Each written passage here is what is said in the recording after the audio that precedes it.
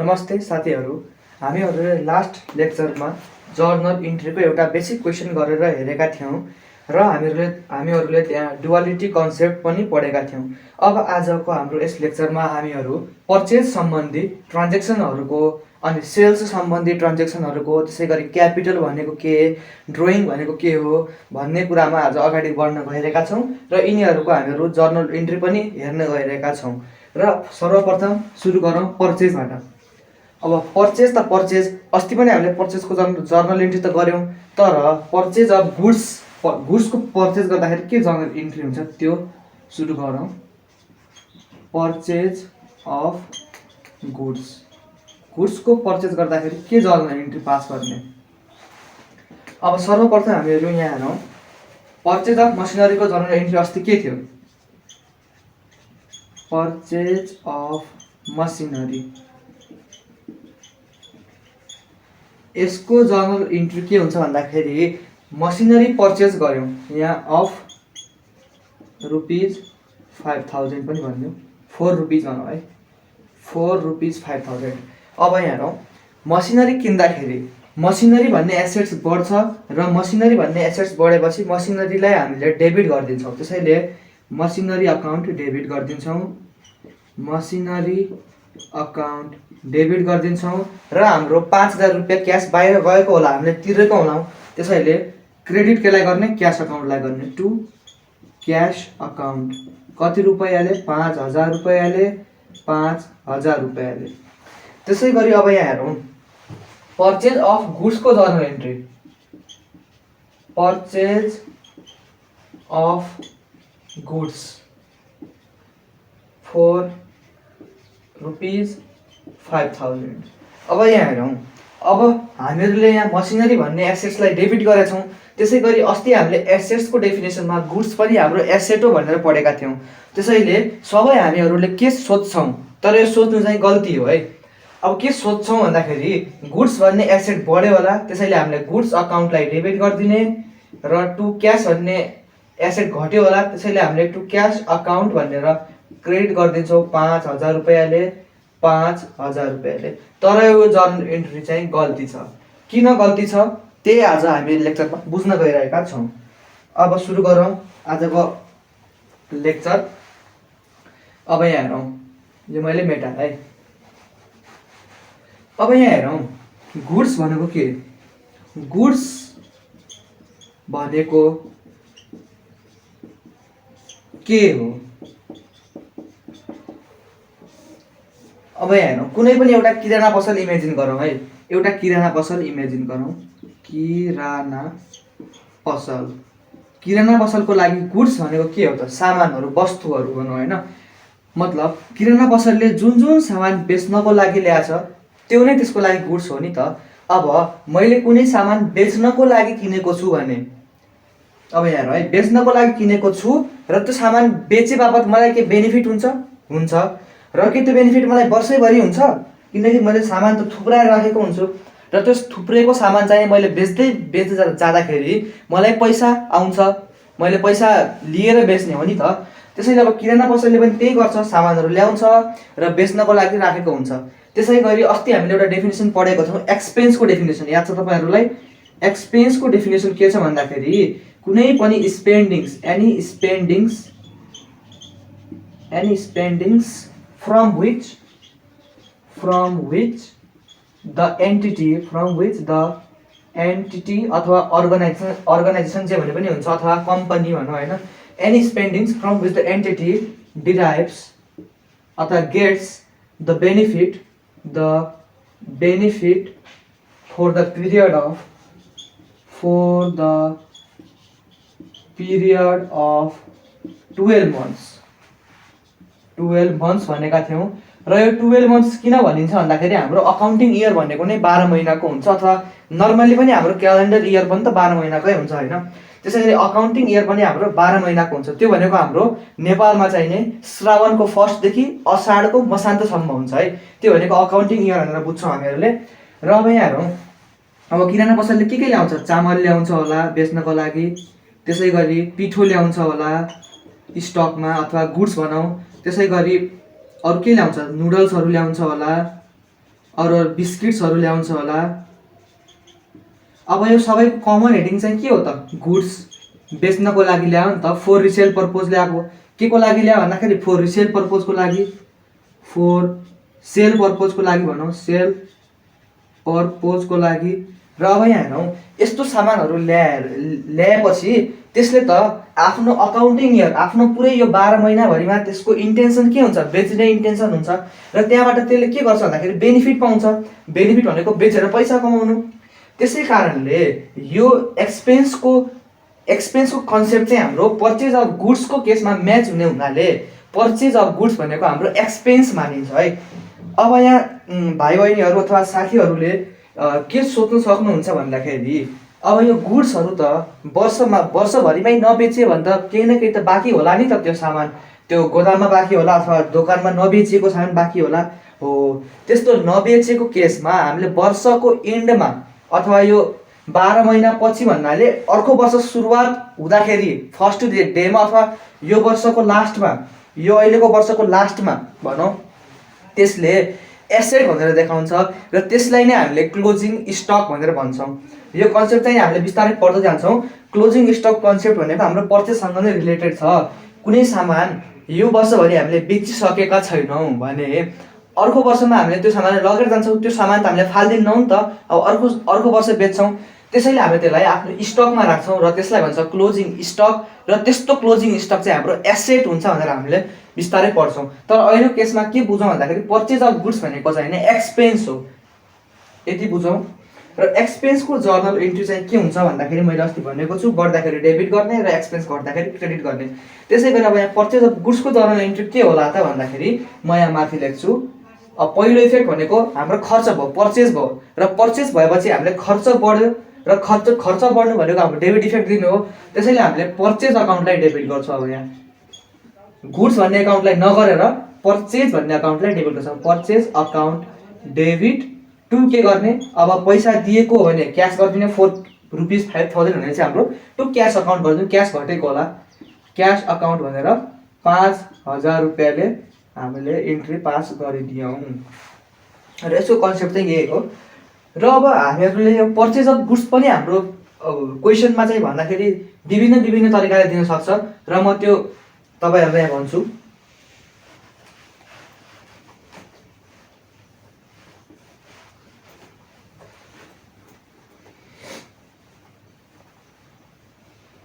यसको क्वेसन चाहिँ कस्तो तरिकाले हुनसक्छ म त्यो कुरा भन्न गइरहेको छु। अब मानौँ ए नम्बरमा हेरौँ है,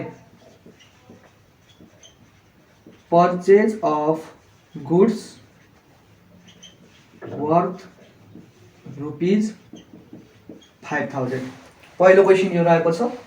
त्यसै गरी बी नम्बरमा हेरौँ, purchase of goods in cash ₹5,000 र सी नम्बरमा भनौँ purchase of goods by cheque ₹5,000 र डी नम्बरमा भनौँ purchase of goods from Ram ₹5,000। यो भयो। र एउटा लास्ट हाम्रो जो सिम्पल छ त्यो पनि लेखिदिन्छु। ई नम्बरमा के लेख्नु भन्दाखेरि purchase of goods from Ram by cash ₹5,000। अब यहाँ है, यो 5वटा कुरा हेरेपछि हाम्रो पर्चेज अफ गुड्सको चाहिँ हाम्रो कुरा सकिन्छ है। अब यहाँ हेरौँ, पर्चेज अफ गुड्स वर्थ ₹5,000। यो भन्नुको मतलब के भन्दाखेरि मैले सामान त किनेँ र ₹5,000 दिएर किनेँ भन्न खोजेको हो। र यस्तो केसमा हाम्रो यदि क्वेसन साइलेन्ट रह्यो भने, यहाँ भनेको छैन क्यासले तिर्यो कि ब्याङ्कबाट मतलब चेकले तिर्यो कि क्यासले तिर्यो भनेको छैन। यस्तो केसमा हाम्रो एजम्सन के रहन्छ भन्दाखेरि क्यासले नै तिरेको होला, चेकले तिरेको भए त भनिहाल्थ्यो नि त क्वेसनले भन्ने हाम्रो एजम्सन रहन्छ। र यस्तो साइलेन्ट रह्यो भने हामीले क्यास ट्रान्जेक्सन मान्छौँ। त्यसै गरी यसको इन्ट्री के हुन्छ भन्दाखेरि अब पर्चेज भन्ने हाम्रो एक्सपेन्स बढ्यो भनेपछि पर्चेज भन्ने हाम्रो एक्सपेन्स बढ्यो, त्यसैले हामीले डेबिट गरिदिने पर्चेज अकाउन्ट डेबिट, यसको आन्सर टु के गर्ने भन्दाखेरि यसको आन्सर हेरौँ ए नम्बरको पर्चेज अकाउन्ट डेबिट टु के गर्ने क्यास अकाउन्ट गरिदिने, किनकि हाम्रो क्वेसन साइलेन्ट रहेमा हामीले यस्तो गर्छौँ 5000 रुपियाँले 5000 रुपियाँले। त्यसै गरी अब बी नम्बर हेरौँ है। अब बी नम्बरमा के छ भन्दाखेरि क्यास भनेर दिएकै छ भने चाहिँ सेम इन्ट्री भयो अघिको जस्तै। अब तोकेर नै दिएछ भने त हामीले सिधै गरिदिन्छौँ होइन। आन्सर के छ भन्दाखेरि यसको purchase account debit to cash account कति रुपियाँले 5000 रुपियाँले 5000 रुपियाँले। बी नम्बर पनि भयो। र हामी सी नम्बरमा हेरौँ है। अब यहाँ के भनेको छ भन्दाखेरि मैले सामान त किनेँ र सामान किनिसकेपछि एउटा चेकमा साइन गरेर 5000 रुपियाँ लेखेर चाहिँ मैले बेच्ने मान्छेलाई दिएँ भनेपछि अब मेरो चेक दिएपछि त मेरो ब्याङ्कमा जति पनि पैसा छ त्यो पैसा घट्ने हो नि त भन्नाले ब्याङ्क ब्यालेन्सलाई हिट गर्यो भनेपछि ब्याङ्क ब्यालेन्स घट्छ भनेपछि ब्याङ्क भन्ने हाम्रो एसेट्सलाई हामीले घटाइदिन्छौँ। त्यो भनेको ब्याङ्क ब्यालेन्स घट्यो र ब्याङ्क ब्यालेन्स घट्नु भनेको हाम्रो एसेट घट्नु हो र हामीले ब्याङ्क अकाउन्टलाई क्रेडिट गरिदिन्छौँ। सिमिलर कुरा छ, क्यास जस्तै नै हो तर यहाँ चेक भन्यो भने ब्याङ्क आयो। त्यसैले हामीले इन्ट्री के लेख्नु भन्दाखेरि पर्चेज भन्ने एक्सपेन्स बढ्यो सो पर्चेज अकाउन्टलाई डेबिट गरिदिने, टु के गर्ने भन्दाखेरि टु ब्याङ्क अकाउन्ट भनिदिन्छौँ र कति रुपियाँले भन्दाखेरि 5000 रुपियाँले 5000 रुपियाँले है। यो भयो। अब यहाँ हेरौँ purchase of goods from Ram. अब यहाँ क्वेसनले के भन्छ भन्दाखेरि राम भन्ने व्यक्तिबाट सामान किनेर ल्याइयो भन्ने कुरा बुझायो अरे। अब यहाँ हेरौँ यदि यो राम भन्ने मान्छे दिन्थेन भने त हामीले सिधै क्यास ट्रान्जेक्सन भन्ने बुझ्थ्यौँ तर यहाँ राम भन्ने मान्छे किन दियो होला त? अभियसली अब त्यस्तो क्वेसन आउँछ नि त माइन्डमा।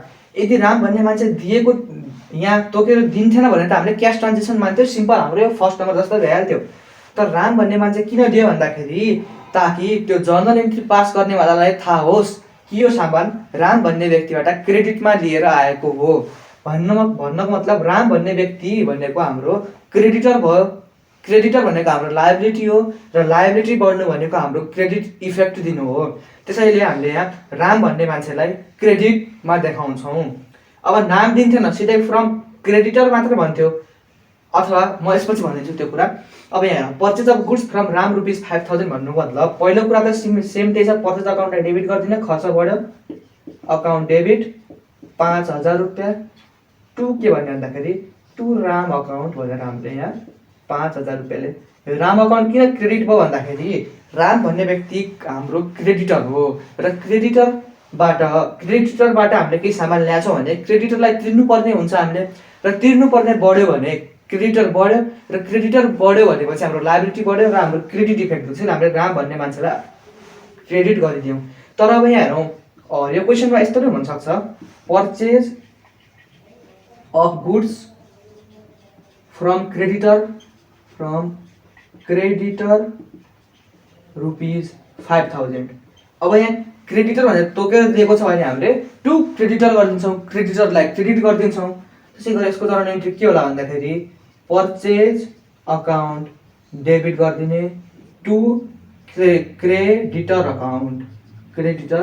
अकाउन्ट त्यो भनेको हाम्रो 5000 रुपियाँ र यहाँ 5000 रुपियाँ भनेर सिम्पल छ, केही छैन। नाम दिएको छ भने नाम लेखिदिने, नाम भनेको हाम्रो क्रेडिटर नै भन्ने बुझ्छौँ। तर नाम दिएको छैन भने क्रेडिटर भनेर लेखिदिने यदि यहाँ क्रेडिटरलाई बेचेको भनेर दिएको छ भने। अब त्यसै गरी यहाँ हेरौँ यहाँ पनि नाम दिएको छ र सिधै राम भन्ने अकाउन्टलाई क्रेडिट गरिदिउँ यस्तो सोचिन्छ है। अब नाम दिएको छ त गरिदिउँ तर मजाले क्वेसन बुझ्नुपर्छ। यहाँ चाहिँ नि सेन्स हाम्रो के दियो भन्दाखेरि क्यासमा बढी फोकस हो। किन भन्दाखेरि मैले ठिक छ राम भन्ने मान्छेबाट किनेँ तर क्यास ट्रान्जेक्सन भयो किनकि मैले क्यास पेमेन्ट गरेको छ भन्ने कुरा तोकेर दिएको छ भने हामीले क्यास अकाउन्टलाई क्रेडिट गर्नुपर्छ। अब यहाँ यो यसरी झुकाउनको लागि दिन्छ है किनकि अब प्रायः हाम्रो टिचरहरूले सबैले के भन्नुहुन्छ भन्दाखेरि यस्तो नाम दिएको छ भने र नामलाई क्रेडिट गरिदिने भन्न सक्नुहुन्छ तर फेरि यहाँ राम भन्ने मान्छेको नाम दिएको छ तर क्यास भनेर दिएको छ भने हामीले क्यासलाई क्रेडिट गर्नु पर्यो किनकि क्यास अकाउन्ट भनेर दिएकै छ, यहाँ पैसा तिरे भन्ने बुझिन्छ। यसको सेन्स त्यस्तो हुन्छ भनेपछि अब हामीले यसको जर्नल इन्ट्री के हुन्छ भन्दाखेरि सेम त्यही पर्चेज अकाउन्ट डेबिट गरिदिने 5000 रुपियाँले टु राम अकाउन्ट लेख्ने हो। मैले यहाँ गल्ती गरेँ नि, अब यस्तो कपीमा यस्तो कटक्क काटिदिने, किनकि यस्तो गल्ती गर्नु हुँदैन भनिदिने है, यसलाई काटिदिने। अब यहाँ के लेख्नु भन्दाखेरि टु क्यास अकाउन्ट लेखिदिउँ है, किनकि क्यास भनेर दिएको छ यहाँ। यदि चेक भनेर दिन्छ भने सिधै यहाँ चेक लेखिदिन्छ, सरी चेक लेख्दैन कि टु ब्याङ्क लेख्छ, किनकि ब्याङ्क ब्यालेन्स घट्थ्यो हाम्रो। यस्तो हुन्छ हाम्रो पर्चेसको जर्नल इन्ट्री, यति नै हो। यसरी नै हाम्रो 5-6वटा तरिकाले नै, 5वटा तरिकाले नै हाम्रो के भन्दाखेरि सोध्न सक्छ। अब यसपछि हामीहरू यसको समरी लेख्छौँ र यसको समरी लेखेपछि सेल्सको लागि पनि यस्तो नै, यही नै एप्लिकेबल हुन्छ। तर त्यहाँ चाहिँ हाम्रो यहाँ क्रेडिटर भनेको जस्तै त्यहाँ चाहिँ डेटर्स भनेर भन्नुपर्ने हुन्छ है। त्यो क्रेडिटर र डेटरको मैले मिनिङ चाहिँ भनेको छु, हाम्रो त्यो लेक्चरमा गएर सुन्नु होला, फर्स्ट लेक्चरमा छ। अब यसपछि म यसको समरी लेखिदिन्छु, यो हामीले के गरेको त।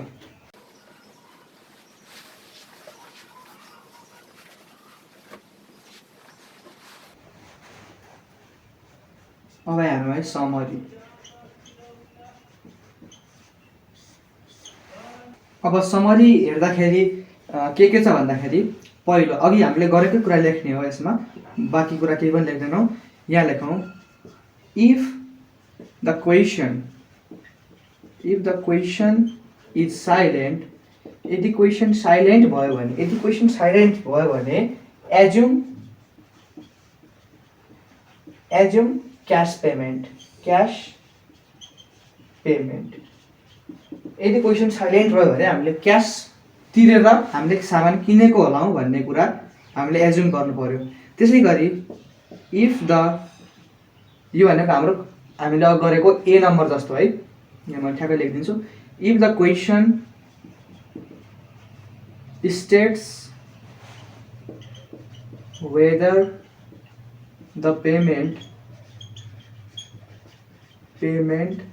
is made through cash or bank, then do it as given in the question। यदि क्यास पेमेन्ट अथवा चाहिँ हाम्रो ब्याङ्कबाट भनेर दिएको छ अथवा हाम्रो सिधै चेक भनेर दिएको छ भने हामीले त्यसलाई त्यसरी नै भनेको जसरी नै गर्ने। यो कुन नम्बर भन्दाखेरि बी र सी नम्बरको गरे जस्तै छ। र तेस्रो नम्बरमा if the name of creditor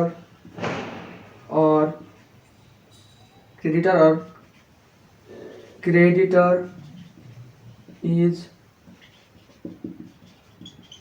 written on the question and further cash payment or check payment is not given, then creditors account or the name of creditor। यो हाम्रो सी नम्बर एबीसी भने चाहिँ डी नम्बर आएको जस्तो भयो। र अब यहाँ हेरौँ के छ भन्दाखेरि क्वेसन साइलेन्ट रह्यो भने क्यास पेमेन्ट मान्ने, मैले हाइलाइट गरिरहेको छु।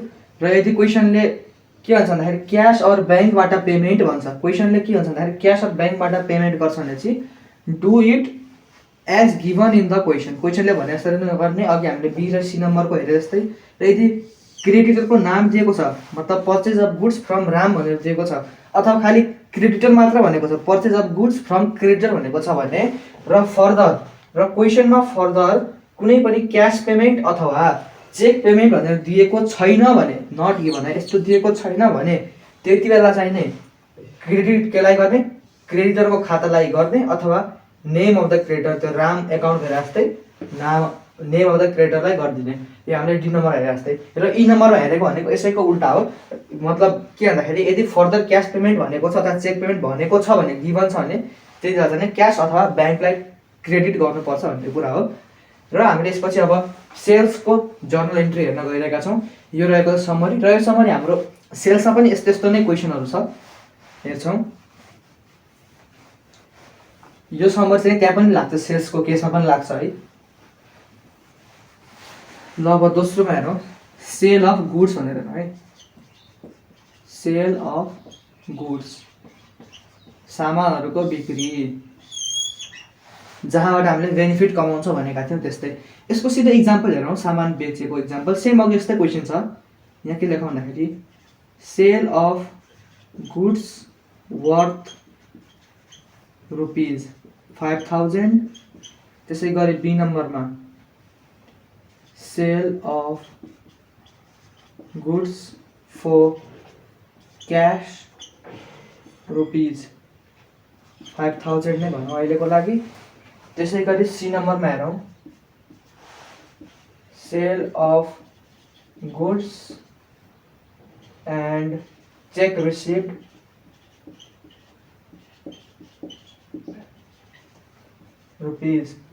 ₹5,000। त्यसै गरी डी नम्बरमा भनौँ, sale of goods to Ram, अब अथवा राम भन्ने नाम धेरै भयो भने चाहिँ हामी हरि लेखिदिन्छौँ। ल एकदम कमन नाम हरि, ₹5,000। र अर्को त्यसपछि हाम्रो रहेको छ सिम्पल एउटा sale of goods to Hari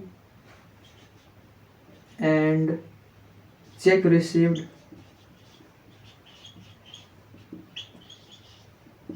₹5,000। र यसको जर्नल एन्ट्री हेर्न गइरहेका छौँ। र पहिलोमा हामीले सेल अफ गुड्स वर्थ ₹5,000 भनेपछि क्वेसन साइलेन्ट रहेको छ भने क्यासबाट हाम्रो पेमेन्ट भएको होला भन्ने कुरा। पेमेन्ट भन्नाले अब हामीले रिसिभ गरेको केस हुन्छ यहाँ। किन भन्दाखेरि मैले सामान बेचेँ र मलाई सामान जसलाई बेचेँ त्यो मान्छेले मलाई क्यास दिएको होला भन्ने एजम गर्नुपर्छ हामीले यहाँ, किनकि केही भनेको छैन भने चाहिँ क्यासबाट भयो भन्ने कुरा बुझ्नु पऱ्यो। अब यहाँ के छ भन्दाखेरि सेल अफ गुड्स वर्थ ₹5,000 भनेपछि मैले सामान बेचे बापत मैले पैसा कमाएँ भन्नाले क्यास आयो भने चाहिँ क्यास आयो भनेपछि एसेट बढ्यो, र एसेट बढ्नु भनेको डेबिट इफेक्ट दिनु भनेपछि यहाँ क्यास अकाउन्टलाई डेबिट गरिदिने। कति रुपियाँले? ₹5,000। अब 2 क्रेडिट केलाई गर्ने त? अब यहाँ हेरौँ, सामान बेचेका छौँ, सामान बेचे बापत हामीले के बेनिफिट कमाउँछौँ? हो, बेनिफिट कमाउँछौँ। र त्यो बेनिफिट के हो त? हाम्रो इन्कम हो। किन भन्दाखेरि पर्चेज हाम्रो यदि एक्सपेन्स हो भने सेल भनेको इन्कम हो, किनकि त्यसैको अपोजिट हुन्छ नि त। त्यसैले हामीले इन्कम बढ्यो भने के गर्ने? क्रेडिट गर्ने। त्यसैले 2 के गर्ने? सेल्स इन्कम अकाउन्ट अथवा सेल्स अकाउन्ट भने नि हुन्छ। 2 सेल्स अकाउन्ट भनिदिने। कति रुपियाँले? ₹5,000। किनकि सेल्स इन्कम हो, त्यसैले इन्कम बढ्नु भनेको क्रेडिट इफेक्ट हुनाले हामीले 2 सेल्स अकाउन्ट भनेर हामीले यसरी जर्नल एन्ट्री पास गर्यौँ। अब सिमिलर हुनाले अब सेम छ यसको जर्नल एन्ट्री यहाँ पनि, किनकि यहाँ क्यास भनेर तोकेर दिएको छ, हामीले क्यास भन्ने एजुम गरेका थियौँ। भनेपछि अब यहाँ के हुन्छ भन्दाखेरि एजुम भन्नाले त्यो चाहिँ हाम्रो अब नर्मल्ली सबैले सोच्ने त्यस्तो एजम्सन है। त्यो भनेको अब सबैले यही नै गर्छ, यही नै सोध्छ भन्ने कुरा हो एजम्सन भन्दा पनि। अब यहाँ हेरौँ, sale of goods for cash ₹5,000। अब यहाँ के हुन्छ भन्दाखेरि क्यास भन्ने अकाउन्टलाई बढाइदिने, क्यास अकाउन्ट डेबिट गरिदिने, किनकि क्यास भन्ने हाम्रो पैसा बढ्यो, एसेट बढ्यो। 2 सेल्स इन्कम अथवा सेल्स अकाउन्ट भनिदिन्छौँ। सेल हो हाम्रो ₹5,000 बराबरको इन्कम बढ्यो, सो हामीले क्रेडिट गरिदियौँ। अब यहाँ हेरौँ, यहाँ चेक भनेको छ। अब यो भनेको हाम्रो मैले सामान बेचेँ र जसले सामान किन्यो त्यो मान्छेले हामीलाई चेक दियो, त्यो भनेको हाम्रो ब्याङ्क ब्यालेन्स बढ्ने भयो। त्यसैले हामीले यहाँ ब्याङ्क अकाउन्ट डेबिट गरिदिन्छौँ। हाम्रो ब्याङ्क भन्ने एसेट बढ्यो र एसेट बढ्दाखेरि डेबिट गर्छौँ। डेबिट ₹5,000। 2 के गर्छ भन्दाखेरि 2 सेल्स अकाउन्ट कतिले? ₹5,000 गर्छौँ। यो हाम्रो सेल्सको हो। अब त्यसै गरी sale of goods to Hari ₹5,000। अब हरि भन्ने व्यक्तिलाई 5,000 को सामान बेच्यौँ भनेपछि अब यहाँ क्यास भनेर दिएको छैन, पहिलो कुरा। दोस्रो कुरा यहाँ चेक भनेर दिएको छैन। त्यसै गरी यो हरि भन्ने मान्छे किन दियो होला त? हरि नभनेको भए त हामीले क्यास भन्थ्यौँ। हरि भन्ने मान्छे त्यसैले दिएको होला किनकि जर्नल एन्ट्री पास गर्नेलाई के बुझाउनु छ भन्दाखेरि यो हरि भन्ने मान्छेले पैसा दिएको छैन, त्यसैले हामीले हरि भन्ने मान्छेबाट पैसा लिनु छ भनेर हामीले जर्नल एन्ट्रीमा हरि भन्ने मान्छेको नाम देखाउँछौँ। अब हरि भन्ने मान्छे को हो त? हाम्रो डेटर हो, अथवा कसैले डेप्टर भन्छ, तर हाम्रो प्रोनाउन्सिएसन चाहिने डेटर हो है, DEBTOR, डेटर। अब यहाँ हेरौँ, sale of goods to Hari भनेपछि अब के भन्दाखेरि हरि भन्ने मान्छे हाम्रो डेटर हो, र डेटर भनेको हाम्रो एसेट हो, किनकि हामीले पैसा पाउनु पर्ने छ। पैसा पाउनु पर्ने छ भने त हाम्रो एसेट हुने भयो नि त। त्यसैले अब यहाँ के छ भन्दाखेरि यहाँ कसलाई गर्ने? हरि भन्ने अकाउन्टलाई डेबिट गर्ने, हरि अकाउन्टलाई डेबिट गर्ने भन्नाको मतलब हरि भन्ने मान्छेबाट पैसा पाउनु पर्ने छ, र पैसा पाउनु पर्ने भने चाहिँ हाम्रो एसेट बढ्यो, र एसेट बढ्यो भने डेबिट गर्ने कतिले? 5000 रुपियाँले। टु के गर्ने? हाम्रो सेल्स भन्ने इन्कम भएको छ, सामान बेच्यौँ, त्यसैले सेल्स इन्कम भयो। त्यसैले सेल्स इन्कम बढ्दाखेरि हामीले के गर्दाखेरि क्रेडिट गरिदिनु टु सेल्स अकाउन्ट, कतिले? 5000 रुपियाँले। यो चाहिँ हाम्रो सिम्पल यसको एन्ट्री रहेको छ, र यो भनेको हाम्रो यस्तै हो, तर यहाँ त्यस्तो हो, तर यहाँ चाहिँ चेक भनेर दिएको छ, त्यसैले हाम्रो यस्तो हो भनेपछि चेक भनेर दिएको छ। र यसले सेन्समा के दियो भन्दाखेरि ठिक छ, हरि भन्ने मान्छेले किन्यो होला सामान, हामीले बेच्यौँ होला हरि भन्ने मान्छेलाई, भनेपछि त्यसले हामीलाई चेक दियो त्यति बेला भने चाहिँ हाम्रो ब्याङ्क भन्ने अकाउन्ट बढ्ने भयो। सेम यो इन्ट्री हाल्नु पऱ्यो हामीले यहाँ, bank account debit to sales account, कति रुपियाँले? 5000 रुपियाँले र 5000 रुपियाँले। यो रहेको छ हाम्रो सेल्सको जर्नल इन्ट्री। एकदम सिम्पल छ, सेम पर्चेज जस्तै छ, तर पर्चेज भन्नु हाम्रो डेबिट हुन्छ, किनकि बढ्दाखेरि, किन भन्दा पर्चेज बढ्यो भने डेबिट गर्छौँ किनकि त्यो एक्सपेन्स हो। सिमिलरली सेल्स बढ्यो भने हामीले क्रेडिट गर्छौँ किनकि यो इन्कम हो। र यसरी हेर्दा पनि हुन्छ, पर्चेज र सेल्स भनेको एकअर्काको अपोजिट हो भनेर पनि हेर्न मिल्छ। ल यति नै छ सेल अफ गुड्स भन्ने टपिकमा। अब हाम्रो पर्चेज र सेल्सको इन्ट्री भइसकेपछि हामीहरू पर्चेज रिटर्न र सेल्स रिटर्नको जर्नल इन्ट्री हेर्न गइरहेका छौँ।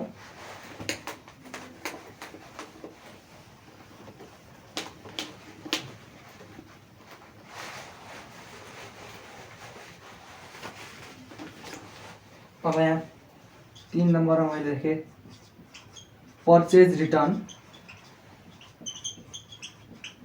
3 नम्बरमा पर्चेज रिटर्न र 4 नम्बरमा सेल्स रिटर्न लेखेँ मैले है, सेल्स रिटर्न।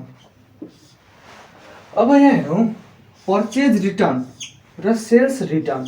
अघि हामीले पर्चेज र सेल्सको इन्ट्री हेरेको जस्तै पर्चेज रिटर्न भनेको चाहिँ नि पर्चेजको ठ्याक्कै उल्टो हो, र सेल्स रिटर्न भनेको सेल्सको उल्टो।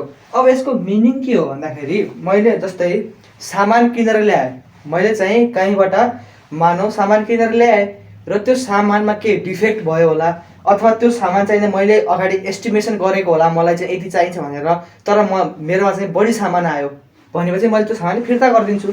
त्यसलाई चाहिँ किनेको सामानलाई फिर्ता गर्नु भनेको हाम्रो पर्चेज रिटर्न भयो। बिक्री होइन, खरिद गरेको सामानलाई फिर्ता गर्नु भनेको हाम्रो पर्चेज रिटर्न रहेको छ, र बिक्री गरेको सामान यदि कस्टमरले हामीलाई फिर्ता गर्छ भने त्यसलाई हामीले सेल्स रिटर्न भन्छौँ। नामबाट नै क्लियर छ, एकदम सिम्पल छ। र यसको जर्नल इन्ट्री पनि ठ्याक्कै अपोजिट टु पर्चेज होला। पर्चेज रिटर्नको चाहिँ भनेपछि सेल्स रिटर्नको चाहिँ अपोजिट टु सेल्स होला। भनेपछि मानौँ क्वेसनको लागि हेरौँ, पर्चेज्ड गुड्स रुपिज, अब मानौँ 5000 अब किनेको थियौँ भनेपछि 2000 is purchase goods rupees 2000 on credit is return, र बी नम्बरमा भनौँ purchased good worth rupees 2000 on cash payment is returned। यो दुईटा क्वेसन हामीले पर्चेज रिटर्नको हेर्छौँ, र हामीले सेल्स रिटर्नको चाहिँ दुईटा क्वेसन के हेर्छौँ भन्दाखेरि sold goods on credit rupees 3000 return, र दोस्रोमा रहेको छ sold goods worth rupees 2000 on cash sold goods on cash basis is return. अब यहाँ हेरौँ है, अर्को कुरा पर्चेज रिटर्नलाई हामीहरूले अर्को के भन्छौँ, अर्को नाममा पनि केही न केही भनिन्छ यसलाई, र यसको सेल्स रिटर्नको पनि अर्को एउटा केही नाम छ। अब पर्चेज रिटर्नको नाम चाहिँ के छ भन्दाखेरि रिटर्न आउटवार्ड भनेर छ। रिटर्न आउटवार्ड भन्छ, बाहिरतिर रिटर्न भयो भन्न खोजेको। र सेल्स रिटर्न भनेको रिटर्न इनवार्ड छ नाम, रिटर्न इनवार्ड। यो नाममा चाहिँ कन्फ्युज नहुनु होला, एउटै कुरा हो। अब यसको नाम पर्चेज रिटर्नको नाम चाहिँ रिटर्न आउटवार्ड किन भयो भन्दाखेरि यहाँ हेरौँ है, जस्तै मानौँ मैले कुनै सामान किनेँ, सामान किन्दाखेरि त्यो सामान हाम्रो म भएको ठाउँमा आउँछ अथवा मेरो कम्पनीमा आउँछ, त्यो भनेको इन आयो। सामान पर्चेज गर्दाखेरि इन आयो भनेपछि सामान बेच्दाखेरि मेरो कम्पनीमा भएको सामान बाहिर गयो, मैले किनेको सामान बाहिर गयो, त्यसैले आउटसाइडतिर गएको हुनाले रिटर्न आउटवार्ड भयो यसको नाम। र यसको नाम सेल्स रिटर्नको नाम रिटर्न इनवार्ड किन भयो भन्दाखेरि मैले यदि कुनै सामान बेच्छु भने त्यो त मैले बेच्दाखेरि त मेरो गोडाउनबाट बाहिर गइसक्यो, तर अब फेरि त्यो सामान कस्टमरले फिर्ता गर्छ भनेपछि त त्यो सामान फेरि मेरो भित्र गोडाउनमा आयो नि त। त्यसैले यसमा चाहिँ के हुन्छ भन्दाखेरि रिटर्न इनवार्ड, भित्र आयो सामान, बेचेको सामान बेचे र सामान भित्र आयो, त्यसैले यसको नाम रिटर्न इनवार्ड रहेको छ। र अब यसको जर्नल इन्ट्री हेरौँ, यसको जर्नल इन्ट्री ठ्याक्कै अपोजिट टु पर्चेज छ। जस्तै मानौँ कुनै सामान पर्चेज गरेको थियो क्रेडिटमा भनेपछि 2000 रुपियाँको सामान मानव क्रेडिटमा पर्चेज गरेको थियो भनेपछि त्यसको इन्ट्री के हुन्छ, क्रेडिटमा गर्दाखेरि purchase account debit to creditor account, किनकि पर्चेज भन्ने एक्सपेन्स भयो र क्रेडिटरलाई तिर्न पर्ने लायबिलिटी क्रिएट भएको हुनाले हामीले क्रेडिटरलाई क्रेडिट गरिदियो भनेपछि यहाँ ठ्याक्क त्यसको उल्टा होला, किनकि मैले किनेको सामान फर्काएँ, रिटर्न गरेँ, त्यसले के हुन्छ भन्दाखेरि मैले क्रेडिटरलाई तिर्नुपर्ने घट्छ, क्रेडिटरलाई तिर्नुपर्ने घटेपछि हाम्रो लायबिलिटी घट्छ र लायबिलिटी घट्यो भने डेबिट गर्नुपर्छ, हामीले अस्ति पढेका थियौँ। त्यसैले यसमा के हुन्छ भन्दाखेरि क्रेडिटर घट्यो, क्रेडिटर अकाउन्टलाई हामीले डेबिट गरिदियौँ। कति रुपियाँले, 2000 रुपियाँले, किनकि 2000 बराबरको सामान फिर्ता गरेको हो। र क्रेडिटर अकाउन्ट डेबिट गर्नुको मिनिङ भनेको लायबिलिटी घटेको हुनाले लायबिलिटीलाई हामीले डेबिट गरिदियौँ। अब क्रेडिट के गर्ने त, अब मैले के गरेको, पर्चेजलाई रिटर्न गरेको हो नि त भनेपछि to purchase return account, purchase return account 2000। यो ठ्याक्क हाम्रो के को उल्टा छ भन्दाखेरि यो हाम्रो पर्चेजको ठ्याक्कै उल्टा छ है यहाँ है। यदि किनेको भए अब के हुन्थ्यो, purchase account debit to creditor account गरेको थियौँ होला मैले किन्दाखेरि, क्रेडिटर अकाउन्ट 2000 रुपियाँले र 2000 रुपियाँले भनेपछि बेच्दाखेरि ठ्याक्कै यसको उल्टो होला, यहाँ क्रेडिट भएको यहाँ डेबिट भयो र यहाँ डेबिट भएको यहाँ क्रेडिट भयो। अब तपाईँहरू भन्नुहुन्छ नाम चाहिँ फरक छ, यहाँ पर्चेज अकाउन्ट लेखा छ, यहाँ पर्चेज रिटर्न अकाउन्ट लेखा छ भन्नुहुन्छ होइन, तर यसको मिनिङ, यसको चाहिँ सिम्पल कुरा किन यस्तो गर्छौँ भन्दाखेरि हामीले गर्नु त पर्चेज अकाउन्टलाई क्रेडिट गरे पनि कुरो उयो, पछि हामीले यसलाई प्रफिट एन्ड लस अकाउन्ट बनाउँदाखेरि पर्चेजदेखि घटाएर नै देखाउँछ, कुरो उयो पर्चेजदेखि घट्ने नै हो, पर्चेज घटाएको नै हो, तर नाम चाहिँ फरक किन राख्यो भन्दाखेरि अकाउन्ट भन्ने सब्जेक्ट जुन छ हामीले अकाउन्टिङ अरूलाई बुझाउनको लागि गर्ने हो नि त, आफूले मात्र बुझेर हुँदैन नि त। त्यसैले कोही एकदम सिम्पल मान्छेले पनि बुझोस् भन्नको लागि हामीले एउटा डेबिट क्रेडिट मतलब डेबिट क्रेडिटको सिम्पल कन्सेप्ट भएको मान्छेले बुझोस् भन्नको लागि के भएको हो भनेर बुझाउनको लागि पर्चेज रिटर्न भनेर लेख्ने गरिएको है यो। र तपाईँ कुरो उयो टु पर्चेज अकाउन्ट, पर्चेजलाई क्रेडिट गरेको जस्तो नै हो, यहाँ पछि हामीले पर्चेजदेखि नै घटाउनु पर्छ यसलाई, किनकि यहाँ घटेको छ नि त पर्चेज, यो पर्चेज घटेको जस्तो नै हो है, ठ्याक्क यसको यो इन्ट्रीको उल्टा भयो। अब त्यसै गरी यसलाई मेटाइदिन्छु म, ठ्याक्क हाम्रो मेन इन्ट्रीको ठ्याक्कै उल्टा हुन्छ। त्यसै गरी अब यहाँ हेरौँ, purchase good worth ₹2000 on cash payment. अब क्यास कुनै हामीले चाहिँ नै सामान किन्दाखेरि क्यास दिएर त्यो सामान किनेका थियौँ भने अब त्यो सामान रिटर्न गर्दाखेरि जसलाई हामी रिटर्न गरिरहेको छौँ त्यसले पनि त हामीलाई पैसा फिर्ता दिन्छ होला, भनेपछि पैसा फिर्ता दिनु भनेको हाम्रो के एसेट बढ्नु हो, र एसेट बढ्दाखेरि हामीले डेबिट गर्छौँ, त्यसैले हाम्रो के हुन्छ भन्दाखेरि क्यास अकाउन्ट डेबिट भयो, क्यास अकाउन्ट डेबिट कतिले 2000 रुपियाँले। टु के हुन्छ, अब पर्चेज रिटर्न हो त्यसैले पर्चेज घट्यो भनेपछि पर्चेज घट्नु भनेको हाम्रो एक्सपेन्स घट्नु हो, एक्सपेन्स घट्यो भने हामीले क्रेडिट गर्छौँ। त्यही हामीले पर्चेजलाई घटाएको जस्तो नै हो है। यो पर्चेज रिटर्न नाम चाहिँ खालि हामीले बुझाउनको लागि मात्र लेखेको हो, एउटा सिम्पल व्यक्तिलाई हेर्दाखेरि बुझोस् भनेर। पर्चेज रिटर्न अकाउन्ट 2000 माथि भइसक्यो, तर पनि 2000 रुपियाँ सिम्पल। यो भनेको पर्चेजलाई नै घटाएको हो। पछि हामीले प्रफिट एन्ड लस अकाउन्ट भन्दाखेरि यसलाई पर्चेजदेखि नै घटाएर देखाउँछौँ। सिम्पल कुरा हो। नत्र तपाईँहरूले पर्चेज लेख्नु नि मिल्छ, तर पर्चेज लेख्यो भने सायद इक्जामिनरले काटिदिन्छ होला। अकाउन्ट अरूलाई बुझाउनुको लागि लेख्ने, आफूले बुझेर मात्र हुँदैन है। त्यसैले हामीले यहाँ पर्चेज रिटर्न लेख्छौँ। अब यहाँ हेरौँ आन्सर। अब यहाँ हेरौँ, अब गुड्स चाहिने के छ भन्दाखेरि क्रेडिटमा सेल गरेको गुड 3000 रुपियाँ बराबरको रिटर्न भएको छ। अब हाम्रो जेनरली सेल्स भयो भने हाम्रो इन्ट्री के हुन्थ्यो होला यहाँ चाहिँ भनेपछि, जेनरली सेल्स भएको भए हाम्रो यदि उधारमा हामीले बिक्री गरेको थियौँ भनेपछि डेटर भन्ने अकाउन्टलाई डेबिट गर्थ्यौँ हामीहरूले। डेटर भन्ने अकाउन्ट किन डेबिट भयो, किनकि हाम्रो एसेट बढ्यो। एसेट किन कसरी बढ्यो भन्दाखेरि हाम्रो रिसिभेबल बढ्यो। हामीले बिक्री उधारमा गरे पनि हामीले त्यो मान्छेबाट पाउनु पर्ने छ नि त, कस्टमरबाट। त्यसैले हामीले डेटर अकाउन्टलाई डेबिट गर्छौँ। टु के गर्छौँ भन्दाखेरि सेल्स इन्कमलाई बुक गर्छौँ। सेल्स अकाउन्ट भनेर हामीले यसरी इन्ट्री गर्ने गर्थ्यौँ। तर अब यहाँ चाहिँ यसको अपोजिट हुन्छ ठ्याक्कै इन्ट्री। अपोजिट इन्ट्री हुन्छ यहाँ। अपोजिट इन्ट्री के हुन्छ त अब तपाईँहरू भन्नु होला। अब यहाँ हेरौँ, सामान क्रेडिटमा बेचेको फिर्ता गरेको छ भने हामीले पाउनु पर्ने अब पाउँदैनौँ। कति पाउँदैनौँ? 3000 रुपियाँ हामीले जुन पाउनु पर्ने थियो उधारमा बेचेपछि पाउनु पर्ने थियो, त्यो अब पाउँदैनौँ किनकि हाम्रो उधार चाहिँ 3000 रुपियाँले घटेको छ। त्यसैले हाम्रो डेटर चाहिने 3000 रुपियाँले घट्छ यहाँ। To debtor account. एसेट घट्यो, 3000 रुपियाँ बराबरको अब पैसा पाउँदैन हामीले किनकि सामान फिर्ता गरिसकेका छ। त्यसैले टु डेटर अकाउन्ट भयो। अब माथि चाहिँ के लेख्ने? ठ्याक्कै यसको उल्टा सेल्स अकाउन्ट। अब सेल्स अकाउन्ट यहाँ पनि कुरो उयो आयो। सेल्स अकाउन्ट लेख्दैन हामीले सेल्स रिटर्न अकाउन्ट लेख्छौँ है। सेल्स रिटर्न अकाउन्ट किनकि हामीले अरूलाई, हाम्रो युजरहरूलाई बुझाउनुको लागि हो नि त यो खासमा बनाउनु पर्ने। त्यसैले सेल्स रिटर्न अकाउन्ट भनेर हामीले 3000 रुपियाँ।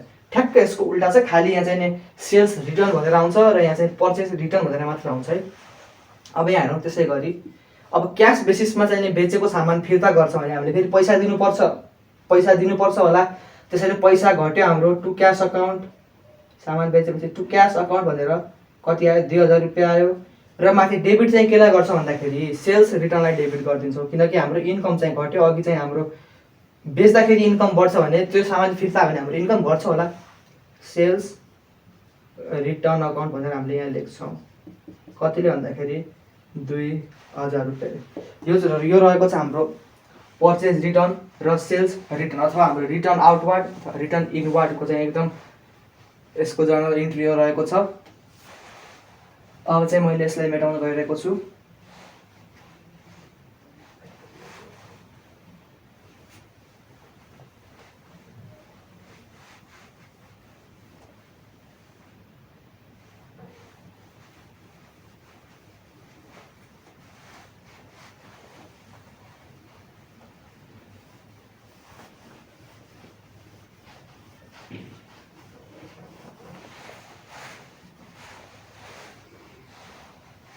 अब हाम्रो एकदम इम्पोर्टेन्ट टपिक रहेको छ। त्यो टपिकको नाम रहेको छ क्यापिटल।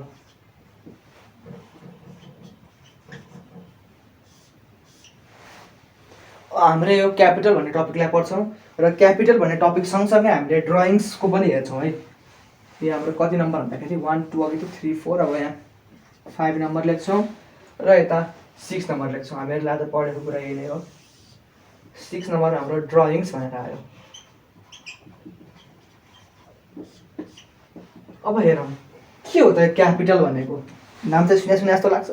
यो क्यापिटल भनेको राजधानी होइन है। फेरि यो राजधानी चाहिँ नबुझ्नलाई, यसमा चाहिँ अकाउन्ट्समा चाहिँ क्यापिटल भनेको एकदम अलग मिनिङ छ र ड्रइङ्स भनेको पनि अलग मिनिङ छ है।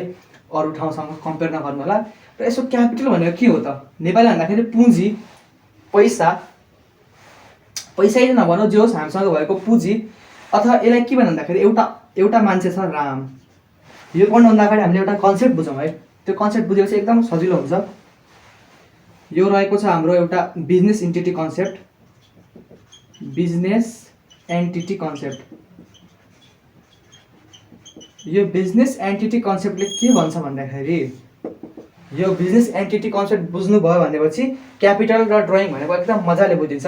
अब यो बिजनेस एन्टिटी कन्सेप्टले के भन्छ भन्दाखेरि कुनै पनि व्यक्ति भन्नु र कुनै पनि कम्पनी भन्नु अथवा कुनै पनि एन्टिटी भन्नु फरक फरक चिज, फरक फरक व्यक्तिहरू हुन्, फरक फरक व्यक्ति। अब मैले यहाँ फरक फरक व्यक्ति किन भने तपाईँहरूलाई नर्मली सोच्दाखेरि लाग्छ होला कम्पनी भनेको व्यक्ति कसरी भयो, कम्पनीहरू त कम्पनी नन लिभिङ थिङ भयो जस्तो लाग्छ होला। तर यहाँ के छ भन्दाखेरि हाम्रो लले के भन्छ भन्दाखेरि आर्टिफिसियल पर्सन र नेचुरल पर्सन दुईवटा छुट्टाएको छ। आर्टिफिसियल पर्सनभित्र चाहिँ हाम्रो एन्टिटीहरू भयो, अर्गनाइजेसनहरू भयो, कम्पनीहरू भयो, त्यो राखेको हुन्छ र नेचुरल पर्सनभित्र मान्छेहरूलाई राखेको हुन्छ। मतलब सास फेर्ने प्राणीहरू, प्राणी भन्दाखेरि मान्छे, सास फेर्ने मान्छेहरूलाई राखेको हुन्छ है। अब यहाँ हेरौँ बिजनेस एन्टिटी कन्सेप्टले के भन्छ भन्दाखेरि अ पर्सन अथवा अनर भनौँ, the honor and entity are two different persons, भन्नको मतलब अनर भन्ने, अनर जो छ कम्पनीमा लगानी गर्ने व्यक्ति र कम्पनी आफैमा फरक फरक हुन् र अनरको and the assets, liabilities, expenses and income कसको भन्दाखेरि assets, liabilities, expense र income of owner are not, मतलब are not assets, liabilities, expense and income of the company, of the entity भनौँ। यसको मिनिङ चाहिँ के भन्दाखेरि अनर र एन्टिटी भनेको दुईटा फरक फरक व्यक्ति हुन् भन्छ र फरक फरक भइसकेपछि त अनरको आफ्नो एसेट, लायबिलिटी, एक्सपेन्स र इन्कम हुन्छ। त्यो अनरको एसेट्स, लायबिलिटी, इन्कम र एक्सपेन्स भनेको चाहिँ यो कम्पनीको अथवा एन्टिटीको एसेट, लायबिलिटी होइन है, फरक फरक हुन् दुइटै भन्न खोजेको। यो भनेको मतलब जस्तै मानौँ अनरको नाममा जग्गा छ, अनरको नाममा जग्गा छ, घर छ भनेपछि त्यो अनरको नाममा भएको जग्गा, घर भनेको कम्पनीको लागि, त्यो कम्पनीको घर जग्गा होइन, त्यो अनरको नै हो। त्यो अनरको पर्सनल एसेट्स हो। त्यो उसको पर्सनल एसेट्स, लायबिलिटी, इन्कम र एक्सपेन्सलाई हामीले कम्पनीको एसेट्स, लायबिलिटी, इन्कम, एक्सपेन्स भन्न मिल्दैन। त्यो एकदम राम्रो कुरा छ यो। र यही कुरामा आधारित रहेर हामीले क्यापिटल र ड्रइङ्सको जर्नल एन्ट्रीहरू पनि पास गर्छौँ है। यो कुरा चाहिँ एकदम मजाले बुझ्नु होला। र अब यसको कुरा बुझाउँदै जाँदाखेरि म यहाँ अब लेख्छु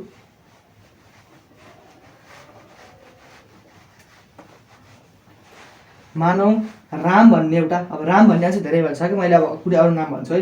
विवेक भन्ने एउटा मान्छे छ है, विवेक भन्ने एउटा मान्छे छ र यो विवेक भन्ने मान्छेले एउटा कम्पनी खोलेछ, कम्पनीको नाम रहेको छ एबिसी प्राइभेट लिमिटेड भन्ने एउटा कम्पनी खोलेको छ र यो कम्पनीमा चाहिँ नि यो विवेक भन्ने मान्छेले इन्भेस्टमेन्ट गरेको छ है। यसले चाहिँ के इन्भेस्टमेन्ट गर्यो भन्दाखेरि यो कम्पनीमा इन्भेस्टमेन्ट के गर्यो भन्दाखेरि यसले क्यास दिएको रहेछ कम्पनीलाई, कम्पनीको नाममा। यो अब यो क्यास भनेको जुन यो विवेक भन्ने मान्छेले दियो त्यो चाहिँ कम्पनीलाई दिएको र त्यो क्यास भनेको अब कम्पनीको हुन्छ, त्यो विवेक भन्ने मान्छेको हुँदैन है त्यो क्यास। अनि मसिनरीहरू दिएको रहेछ, मसिनरीहरू दियो कम्पनीमा, इन्भेस्टमेन्ट गर्यो भने लगानी गर्यो र त्यसै गरी जग्गा दिएछ, ल्यान्ड दिएछ र एउटा बिल्डिङ दिएछ कम्पनीलाई काम गर्नको लागि। भनेपछि अब यो जुन क्यास, मसिनरी, ल्यान्ड र बिल्डिङ छ यो भनेको अनरको लागि, विवेकको लागि चाहिँ के भन्दाखेरि इन्भेस्टमेन्ट हो। जो विवेकको लागि इन्भेस्टमेन्ट हो, तर कम्पनीको लागि चाहिँ यो के हुन्छ भन्दाखेरि क्यापिटल हुन्छ। त्यो भनेको क्यापिटल भनेको के भन्दाखेरि यो जुन अनरले गरेको इन्भेस्टमेन्ट छ बिजनेसमा, त्यो बिजनेसमा गरेको इन्भेस्टमेन्ट जुन अनरको छ त्यो चाहिँ कम्पनीको लागि चाहिँ क्यापिटल हुन्छ। यो कम्पनीको पोइन्ट अफ भ्यूबाट हामीले हेर्नुपर्छ। र अब यहाँ हामीले एउटा कुरा के बुझ्छौँ भन्दाखेरि अब क्यापिटल त भयो र अब क्यापिटल भनेको के भन्दाखेरि म लेखिदिन्छु the investment of owner in honor in any business is called capital. र अब जुन यो क्यापिटल छ, यो अब क्यापिटल चाहिँ कसले युज गर्छ भन्दाखेरि कम्पनीले युज गर्छ आफ्नो प्रोडक्सन अफ गुड्सको लागि हुन्छ कि अब सर्भिस प्रोभाइड गर्नको लागि हुन्छ कि त्यो कुरा चाहिँ हाम्रो कम्पनीको हातमा छ। र अब कम्पनीले यसरी यो cash, machinery, land, building use गरे बापत यो अनरलाई चाहिँ के दिन्छ भन्दाखेरि यदि कम्पनीले प्रफिट कमाउँछ भने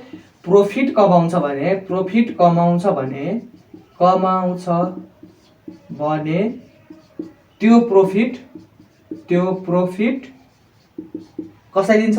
विवेकलाई दिन्छ। यति कुरा हामीले बुझ्यौँ है। यो चाहिँ हाम्रो सिम्पल एउटा स्ट्रक्चर, मैले फ्रेमवर्क बनाइरहेको छु क्यापिटलको लागि। यति चाहिँ बुझ्नु होला, केही छैन, यो सिम्पल छ। यदि कुनै पनि अनर छ भने म फेरि भनिदिन्छु, अनर छ, एउटा विवेक भन्ने मान्छे छ भने त्यसले के इन्भेस्टमेन्ट गर्छ होला, त्यो इन्भेस्टमेन्ट यो विवेकको इन्भेस्टमेन्ट हुन्छ है। यो कम्पनीमा चाहिँ इन्भेस्ट गरेको छ, ठिक छ, कम्पनीको लागि अनर होला। तर अब इन्भेस्टमेन्ट गरिसकेको चिज चाहिने कम्पनीको लागि चाहिँ क्यापिटल हुन्छ। त्यो मान्छेको लागि क्यापिटल होइन कि कम्पनीको लागि क्यापिटल हुन्छ। कम्पनीले पाएको पुँजी भयो यो व्यक्तिबाट भनेपछि अब कम्पनीले क्यास पायो, मसिनरी पायो, ल्यान्ड पायो, बिल्डिङ भयो, ठिक छ। अनि त्यो चाहिँ अब यसको क्यापिटलमा राख्छ यसले। र अब यति धेरै कुरा दिएको बापत कम्पनीले यदि प्रफिट कमायो भने त्यो प्रफिटमा चाहिँ कसको हिस्सेदारी हुन्छ भन्दाखेरि विवेकको हुन्छ, अनरको हुन्छ। त्यो कुरा चाहिँ हामीले बुझ्यौँ। अब यसपछि हामीले यसको जर्नल एन्ट्रीतिर जान्छौँ।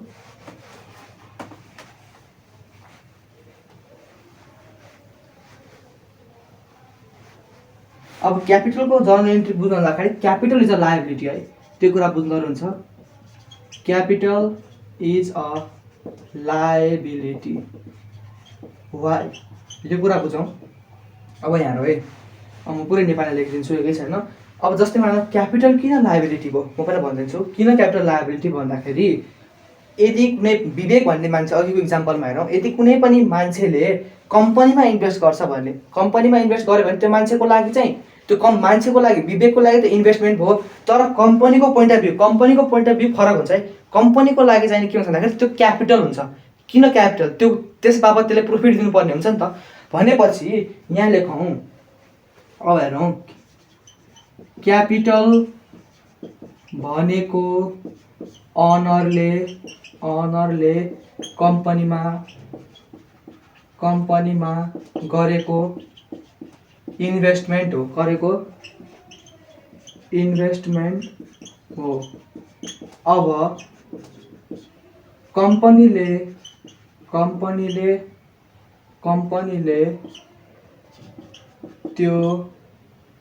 कम्पनीले त्यो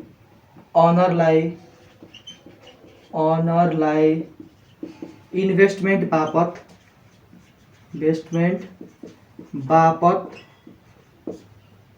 बापत प्रफिट दिनुपर्ने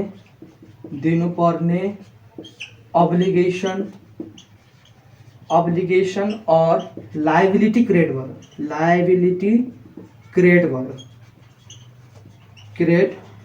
भयो। अब क्यापिटल भनेको अनरले कम्पनीमा गरेको इन्भेस्टमेन्ट हो, र अब कम्पनीले त्यो अनरलाई इन्भेस्टमेन्ट गरे बापत त्यो प्रफिट दिनुपर्ने अब्लिगेसन क्रिएट भयो। र त्यस्तो अब्लिगेसनहरू क्रिएट भयो भने हामीले त्यसलाई के भन्छौँ? लायबिलिटी भन्छौँ। र लायबिलिटी बढ्यो भने हामीले क्रेडिट गर्छौँ। त्यसैले क्यापिटलमा पनि हामीले के हुन्छ भन्दाखेरि यदि कुनै पनि अनरले इन्भेस्टमेन्ट गर्छ भने कम्पनीको लागि चाहिँ त्यो क्यापिटल हुन्छ, र क्यापिटल बढेको हुनाले लायबिलिटी बढ्छ र हामी त्यसलाई क्रेडिट गर्छौँ है। र अर्को कुरा के हुनसक्छ भन्दाखेरि अब कम्पनी बन्द हुँदाखेरि मतलब कम्पनी लिक्विडेट हुँदाखेरि अथवा कम्पनी चलिरह्यो र मानव कम्पनीलाई केही घाटा लाग्यो अथवा केही भयो भने अब कम्पनी बन्द हुँदाखेरि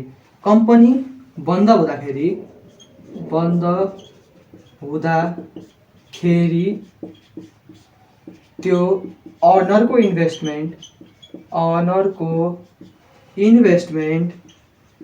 इन्भेस्टमेन्ट फिर्ता गर्नुपर्ने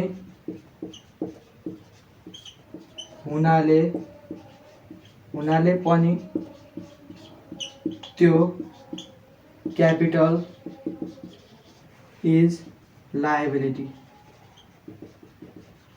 यो कुरा बुझौँ। र कम्पनी यदि बन्द हुन्छ भने कम्पनी बन्द हुँदाखेरि त्यसलाई लिक्विडेसन भन्छ। र लिक्विडेसनको प्रोसेसमा चाहिँ नि हामीहरूले त्यस्तो अनरलाई चाहिँ नि पैसा फिर्ता गर्नुपर्ने हुन्छ त्यसको क्यापिटलको बापत। र त्यही खण्डमा चाहिँ हाम्रो त्यसैले गर्दा चाहिँ हाम्रो क्यापिटल भनेको लायबिलिटी हुन्छ। र यसको अब हामीहरू जर्नल एन्ट्री हेर्छौँ। यसको जर्नल एन्ट्रीको लागि म यहाँ मेटाउँछु माथि। यो तपाईँहरू हेर्नु होला, मजाले बुझ्नु होला, एकछिन सोच्नु होला किन लायबिलिटी हो भनेर। मैले भनिदिएको छु एकदम सिम्पल भाषामा। यहाँ हेरौँ है,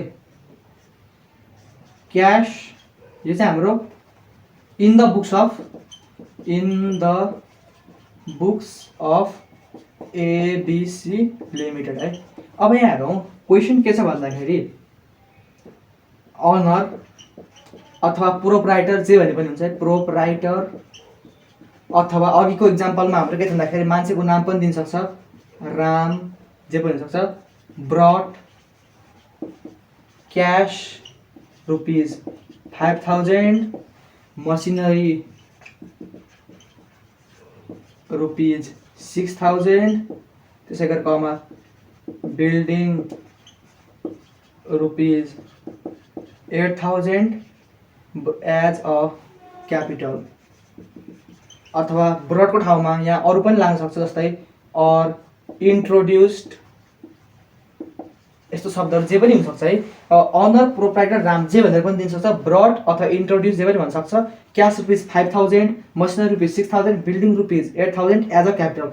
अब म एबिसी लिमिटेड भएर सोध्छु है, अब कम्पनी भएर सोध्छु। अब यहाँ है, अब कम्पनी भएर सोच्दाखेरि अब कम्पनीमा के आयो त, क्यास आयो 5000 रुपियाँ बराबरको भनेपछि हाम्रो एसेट बढ्यो, र एसेट बढ्यो भने डेबिट गर्छौँ। त्यसै गरी मसिनरी आयो, मसिनरी पनि हाम्रो एसेट हो र एसेट बढ्यो भने डेबिट गर्छौँ। त्यसै गरी बिल्डिङ आयो, बिल्डिङ पनि हाम्रो एसेट हो र एसेट बढ्यो भने डेबिट गर्छौँ। त्यसैले अब हाम्रो यसको जर्नल एन्ट्री के हुन्छ भन्दाखेरि यसको आन्सर मैले लेख्न गइरहेको छु। अहिले चाहिँ मैले फर्मेटमा लेखिरहेको छैन है।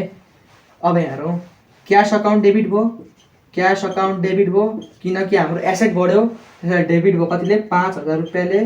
त्यसै गरी मसिनरी अकाउन्ट डेबिट भयो, मसिनरी अकाउन्ट डेबिट भयो कतिले भन्दाखेरि 6000 रुपियाँले। त्यसै गरी बिल्डिङ अकाउन्ट डेबिट भयो, बिल्डिङ अकाउन्टलाई डेबिट गर्छौँ कतिले 8000 रुपियाँले। टु के गर्छौँ त, टु अब मैले के भनेको थिएँ भन्दाखेरि यसरी अब एसेटहरू आयो, ठिक छ, मेरो अब कम्पनीमा एसेटहरू आयो, अनरले इन्भेस्टमेन्ट गर्यो र मेरो कम्पनीमा यसरी एसेटहरू आयो भनेपछि हाम्रो डेबिट भयो।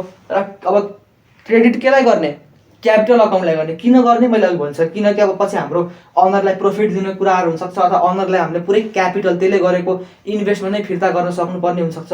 त्यसैले हामीले टु क्यापिटल अकाउन्ट भनेर, क्यापिटल अकाउन्ट भनेर लायबिलिटी क्रिएट गर्छौँ है। लायबिलिटी क्रिएट गर्नु भनेको क्रेडिट गर्नु है।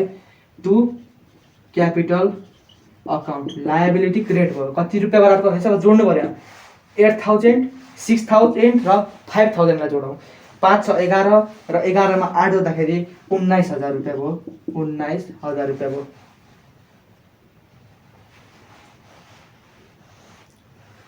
यो हाम्रो रहेको छ सिम्पल, यो क्वेसन सिम्पल रहेको छ। र अब हामीहरू अगाडि बढ्छौँ। अब सिम्पल यस्तो यस्तो नै क्वेसन हुन्छ। अब हामीहरू ड्रइङ्स भित्र जान्छौँ है। अब ड्रइङ्स भनेको अपोजिट अफ क्यापिटल है, opposite of capital, opposite of capital.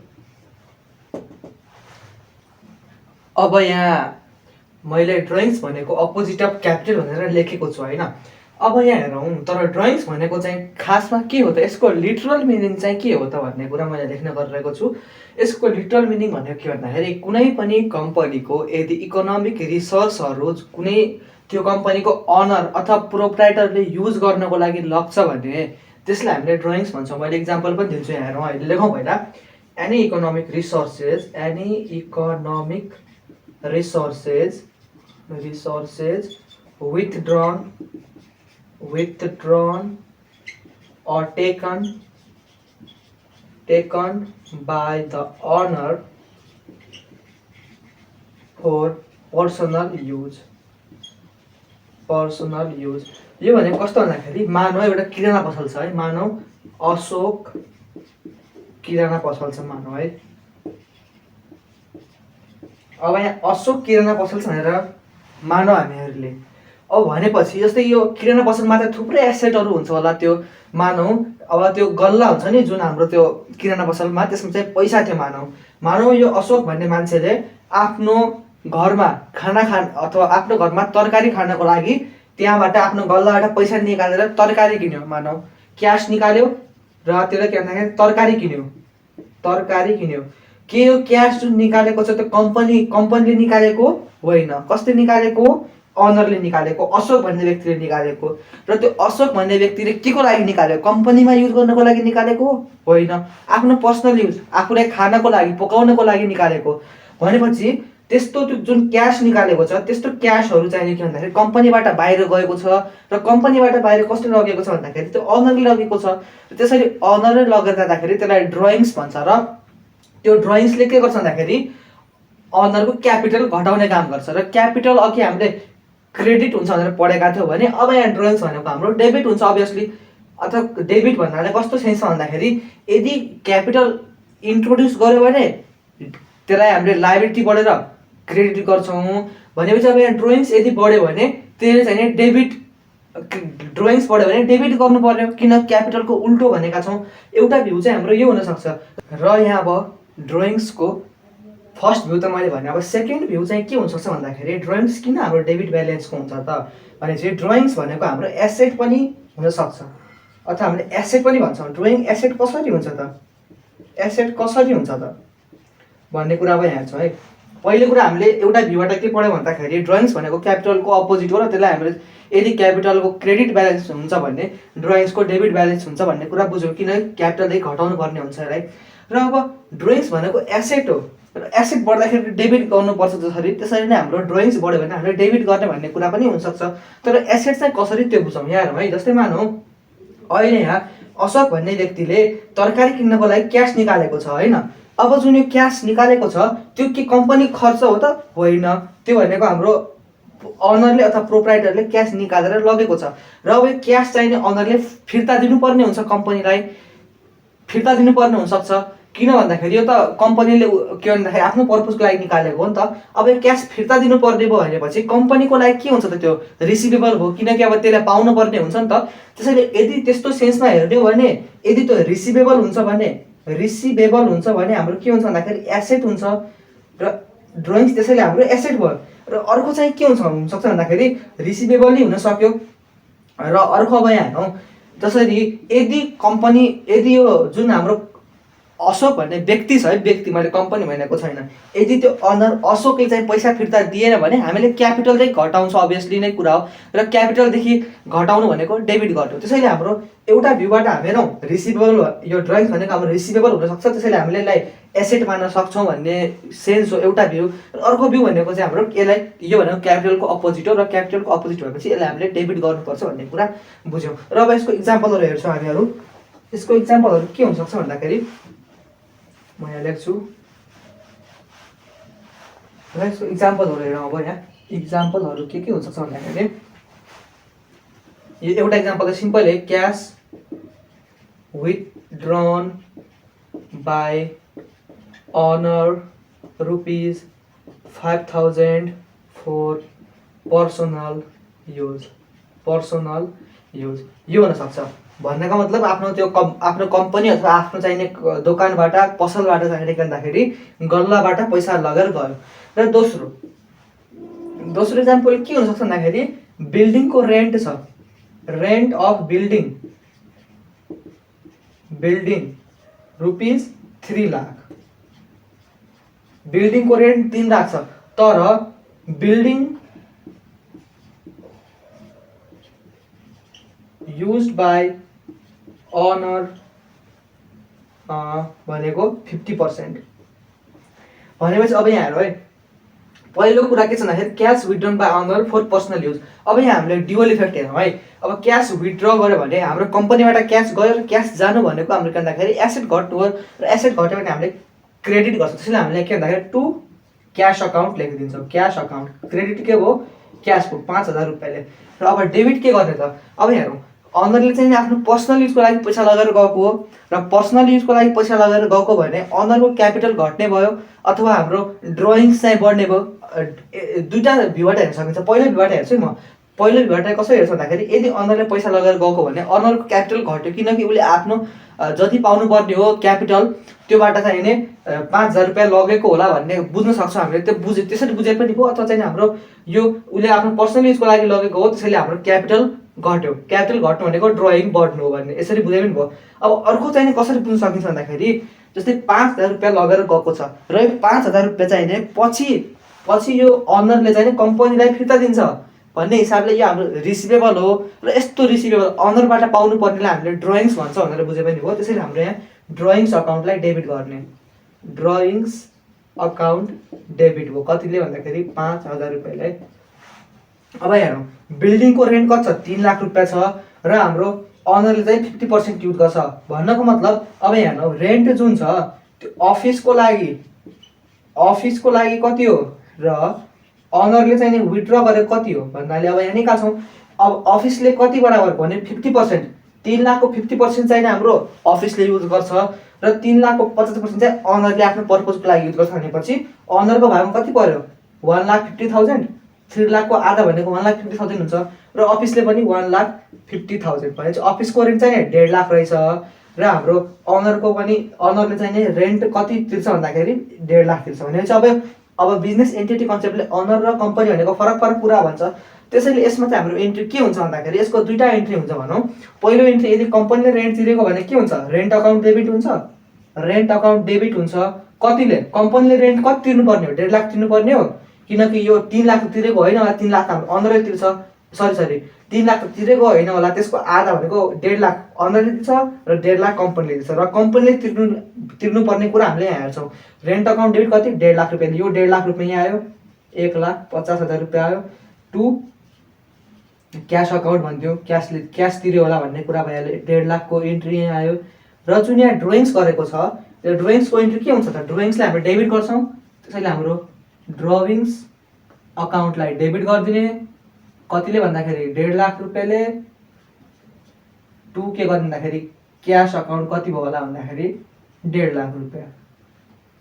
Sorry drawings account debit गरिदिने। टु के गर्ने त, क्यासै गरौँ किनकि क्यास गयो नि त हाम्रो, भनेपछि हाम्रो यो रहेको छ एन्ट्री।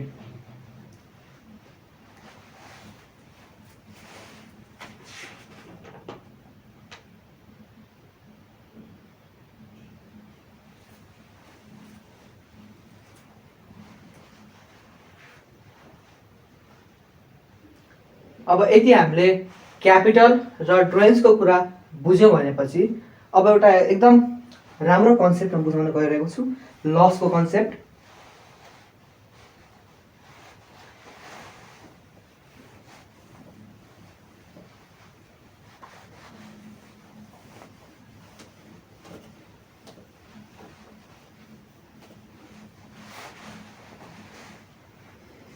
अब हेर्नु लसको एन्ट्री। अब यहाँ हेरौँ लस भनेको पनि हाम्रो एक्सपेन्स जस्तो नै हो, तर एक्सपेन्स चाहिँ होइन। किन भन्दाखेरि यहाँ हेरौँ एक्सपेन्स भनेको के थियो भन्दाखेरि स्पेन्डिङ्स अथवा पेमेन्ट थियो, पेमेन्ट विथ बेनिफिट थियो। त्यो भनेको 12 महिनाको बेनिफिट दिइरहेको थियो भनेपछि लसले चाहिँ बेनिफिट दिँदैन। त्यसैले हामीले के भन्छ भन्दाखेरि पेमेन्ट पनि होइन। यो भनेको के भन्दाखेरि लस भनेको खर्च त हो, तर कस्तो खर्च भन्दाखेरि विदाउट बेनिफिट अथवा यसलाई नोक्सानी भयो भन्छौँ। नोक्सानी हुनु भनेको जस्तै मानौँ हाम्रो एउटा पसल छ र त्यो पसलको गोदाम छ र त्यो गोदाममा अथवा गोडाउन छ भनौँ र त्यो गोडाउनमा चाहिँ के भन्दाखेरि हाम्रो 1.5 लाखको सामान थियो। 1.5 लाखको सामान चाहिँ के भन्दाखेरि सामान गोदाममा छ र यदि त्यो सामान बिक्री हुन्छ भने त्यो भनेको त हाम्रो जस्तै कुनै पनि सामान हामीले बिक्री हुन्छ भने त्यहाँबाट बेनिफिट पाउँछ र त्यसरी पर्चेज गर्दाखेरि हामीले एक्सपेन्स भनेर देखाउँछौँ। किन भन्दाखेरि पर्चेज अफ गुड्स भनेको हाम्रो एक्सपेन्स हुन्छ, हामीले अघि नै भनेका थियौँ। त्यस्तोलाई चाहिँ पेमेन्ट विथ बेनिफिट भयो, एक्सपेन्सलाई हामीलाई बेनिफिट दिन्छ भन्न खोजेको। तर अब यहाँ लसको केसमा हेरौँ एक्सपेन्स विदाउट बेनिफिट। के हाम्रो 1.5 लाख रुपियाँ हामीले सामान किन्नको लागि पैसा तिरेका हौँ, त्यो हाम्रो खर्च भयो। तर कस्तो खर्च? अब यहाँ हेरौँ यसलाई यदि फायर लाग्यो यदि हाम्रो आगो लागेर त्यो सामानसम्मै जल्यो, खरानी भन्यो, यो 1.5 लाख रुपियाँको सामान खरानी बन्यो भने के त्यो खर्च हो? खर्च त हो, किनकि मैले पैसा तिरेर सामान किनेको छु, खर्च त हो। तर त्यस्तो खर्चले किन मलाई बेनिफिट दियो? दिएन। त्यस्तो खर्चले मलाई बेनिफिट दिएन भने हामीले त्यसलाई लस भन्छौँ। र अब यसको इन्ट्री चाहिँ हेर्दाखेरि, जर्नल इन्ट्री हेर्दाखेरि हाम्रो सिमिलर टु के भन्दाखेरि एक्सपेन्स जस्तो छ। र यहाँ हेरौँ, यो तपाईँले बुझ्नुभयो होला। अब जस्तै आगो लागेपछि त हाम्रो त्यो नोक्सानी भयो नि त हामीलाई। अब नोक्सानी भयो भनेपछि त त्यो खर्च त हामीले गरेका हौँ, तर हामीले खर्चबाट त्यो बेनिफिट त कमाएनौँ, त्यसैले लसलाई भन्यो भने एक्सपेन्स विदाउट बेनिफिट। अब यहाँ इन्ट्री हेरौँ, जस्तै मानौँ goods destroyed by fire rupees, अब यहाँ बाई फायर लेख्छु। अब यहाँ हेरौँ है, कस्ट प्राइस चाहिँ हाम्रो 1000 रुपियाँ छ मानौँ, र सेलिङ प्राइस भनेको 1500 रुपियाँ छ मानौँ है। अब हामीले जर्नल इन्ट्री 1000 रुपियाँमा पास गर्ने कि 1500 रुपियाँमा पास गर्ने त्यो पनि हेरौँ है। अब यहाँ के छ भन्दाखेरि, अब यहाँ हेरौँ, मसँग चाहिँ नि यहाँ 1000 रुपियाँको सामान छ, 1000 रुपियाँ बराबरको सामान छ कस्ट प्राइस, तर मेरो सेलिङ प्राइस चाहिँ कति भन्दाखेरि 1500 रुपियाँको सामान हो भनेपछि अब मानौँ एउटा नर्मल व्यक्तिलाई हामीले के सोध्यो भन्दाखेरि, तेरो गोदाममा 1000 रुपियाँको सामान छ मानौँ होइन, 1000 रुपियाँको सामान छ र त्यो व्यक्तिको गोदामबाट सामान डिस्ट्रोय भयो, जम्मै खरानी बन्यो भनेपछि त्यसलाई हामीले तेरो सामानको नोक्सानी कति भयो भनेर सोद्धाखेरि के त्यसले 1500 रुपियाँको नोक्सानी भयो भन्छ? होइन, भन्दैन। किन भन्दाखेरि 1500 त तब थियो, यदि मैले बेचेको भए 1500 रुपियाँ पो आउँथ्यो। मैले नबेचेको भए त मलाई त ठ्याक्क मलाई मूल्य परेको त 1000 रुपियाँ हो नि त, मैले त 1000 रुपियाँमा किनेर ल्याएँ हो नि त, भनेपछि मेरो नोक्सानी 1000 रुपियाँ बराबर भयो भन्छ। किनकि यो 1000 रुपियाँ भन्दा बढी 1500 कति बढी छ? 500 बढी छ। र 500 बढी भनेको त प्रोफिट पो हो त, मार्जिन हो। प्रॉफिट और मार्जिन पो हो त, मार्जिन हो। प्रॉफिट अथवा मार्जिन जोडेर 1500 पुगेको हो, तर त्यसको नोक्सान त 1000 रुपियाँ भयो नि त, किनेको त 1000 रुपियाँमा हो नि त। त्यसैले अब यहाँ अब यदि फायरले डिस्ट्रोय हुन्छ भन्दाखेरि हामीले कस्ट प्राइस जहिले पनि जर्नल इन्ट्री गर्छौँ। अब यस्तो केसमा के हुँदाखेरि, अब डुअल इफेक्ट हेरौँ। पहिलो इफेक्ट के छ भन्दाखेरि, र दोस्रो इफेक्ट के छ?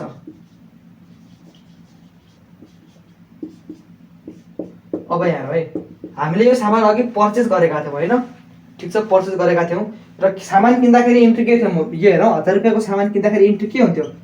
पर्चेज अकाउन्ट डेबिट 1000 रुपियाँ टु क्यास, कति भन्दाखेरि 1000 रुपियाँको होइन। अब यहाँ सामान चाहिँ नि फायरले डिस्ट्रोय गर्यो, सामान फायरले डिस्ट्रोय गर्यो भने त हामीले जुन पर्चेस गरेका थियौँ के त्यो खर्च घटाउनु पर्ने आवश्यकता भयो? किनकि फायरले डिस्ट्रोय गर्यो नि त, पर्चेसलाई हामीले घटाइदिन्छौँ। किनकि अब त पर्चेस नै रहेन, पर्चेस त गऱ्यौँ तर अब त्यो डिस्ट्रोय भइसक्यो भनेपछि हामीले पर्चेसलाई घटाइदिन्छौँ, भनेपछि पर्चेसलाई हामीले घटाउँछौँ। र पर्चेस घटाउनु भनेको हाम्रो एक्सपेन्स घटाउनु हो, एक्सपेन्स घटाउनु हो। र एक्सपेन्स घटायो भने क्रेडिट इफेक्ट दिन्छ, ठिक्क उल्टा गर्नु पऱ्यो है, क्रेडिट इफेक्ट दियो है। पर्चेस घटाउनु पऱ्यो नि त, क्रेडिट गर्नु पऱ्यो, किनकि सामान त डिस्ट्रोय भइसक्यो, सामान हामीसँग छैन, त्यसैले हामीले पर्चेसलाई घटाइदिन्छौँ। अब सेकेन्ड इफेक्ट चाहिँ के हुन्छ भन्दाखेरि, अब फायरले डिस्ट्रोय गर्यो, अघि मैले भनिसकेँ लस भनेको एक्सपेन्स विदाउट बेनिफिट हो, र यसको जर्नल इन्ट्री पनि त्यही हुन्छ, लस बढ्यो भने डेबिट गर्ने र लस घट्यो भने क्रेडिट गर्ने। त्यसैले अब यहाँ हेरौँ, अब फायरले डिस्ट्रोय भयो भने हामीले यहाँ के गर्ने भन्दाखेरि, अब लस भयो, लस इन्कर्ड भयो, र लस चाहिँ के इन्कर्ड भन्दाखेरि गुड्स डिस्ट्रोयड बाई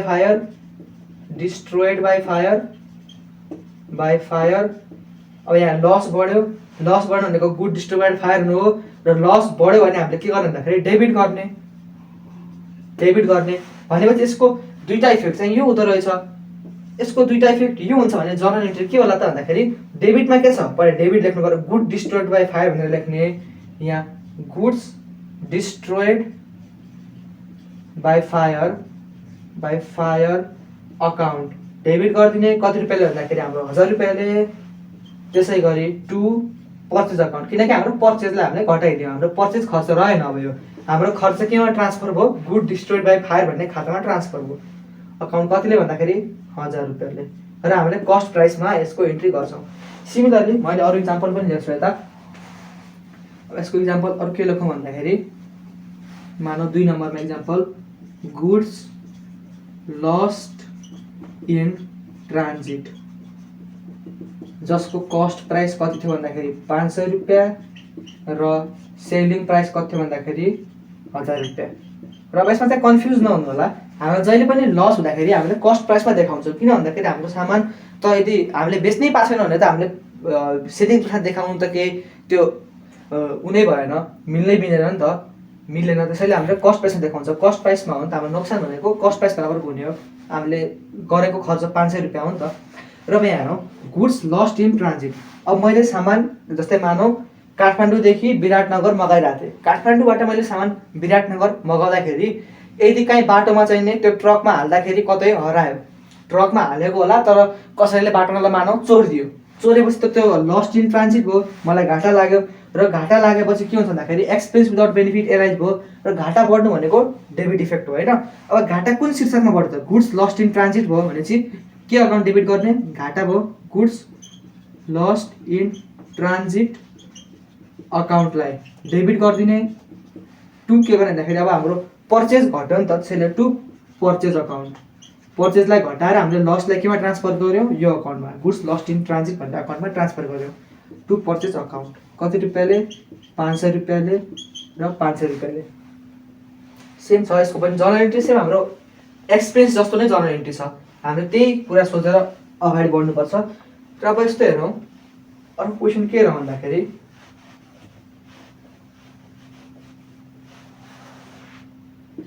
जस्तै मानौँ एउटा के छ भन्दाखेरि गुड्स थेफ्ट बाई स्टाफ ₹6000। यो भनेको हाम्रो कस्ट प्राइस है, कस्ट प्राइस है। हाम्रो 6000 बराबरको सामान जुन हामीले किनेर ल्याएका थियौँ त्यो चाहिँ हाम्रो एउटा स्टाफले चोरिदियो भनेपछि अब के हुन्छ भन्दाखेरि हाम्रो अब यहाँ लस भयो। लस त भयो, कुन शीर्षकमा भने थेफ्ट बाई स्टाफ, स्टाफ चोरेर लग्यो भने शीर्षकमा हाम्रो के भन्दाखेरि यो लस भयो। र लस हुँदाखेरि हामीले के गर्छ भन्दाखेरि लसलाई डेबिट गर्ने। र त्यसपछि लसलाई डेबिट गरेपछि हामीले जुन किनेका थियौँ त यो पर्चेस गरेका थियौँ, त्यसले पर्चेसलाई हामीले के गर्ने भन्दाखेरि उल्टाइदिने। त्यो भनेको डेबिट हुन्छ भने चाहिँ हामीले यहाँ क्रेडिट गरिदिने। भनेपछि के भन्दाखेरि goods theft by staff account debit कति रुपियाँले भन्दाखेरि 6000 रुपियाँले to purchase account, to purchase account कति रुपियाँले? 6000 रुपियाँले। र हाम्रो लसको जर्नल एन्ट्री यस्तो रहेको छ। हामीले जहिले पनि कस्ट प्राइसमा देखाउने र लस भनेको पनि एक्सपेन्सलाई ट्रिट गर्ने र पर्चेजलाई घटाइदिने। यो तीनटा कुरा याद गरे भने हाम्रो लस पनि सकियो। र अब लस पछि हामीले एउटा राम्रो कन्सेप्ट पढ्छौँ, अर्को कन्सेप्ट पढ्छौँ जर्नल एन्ट्रीको।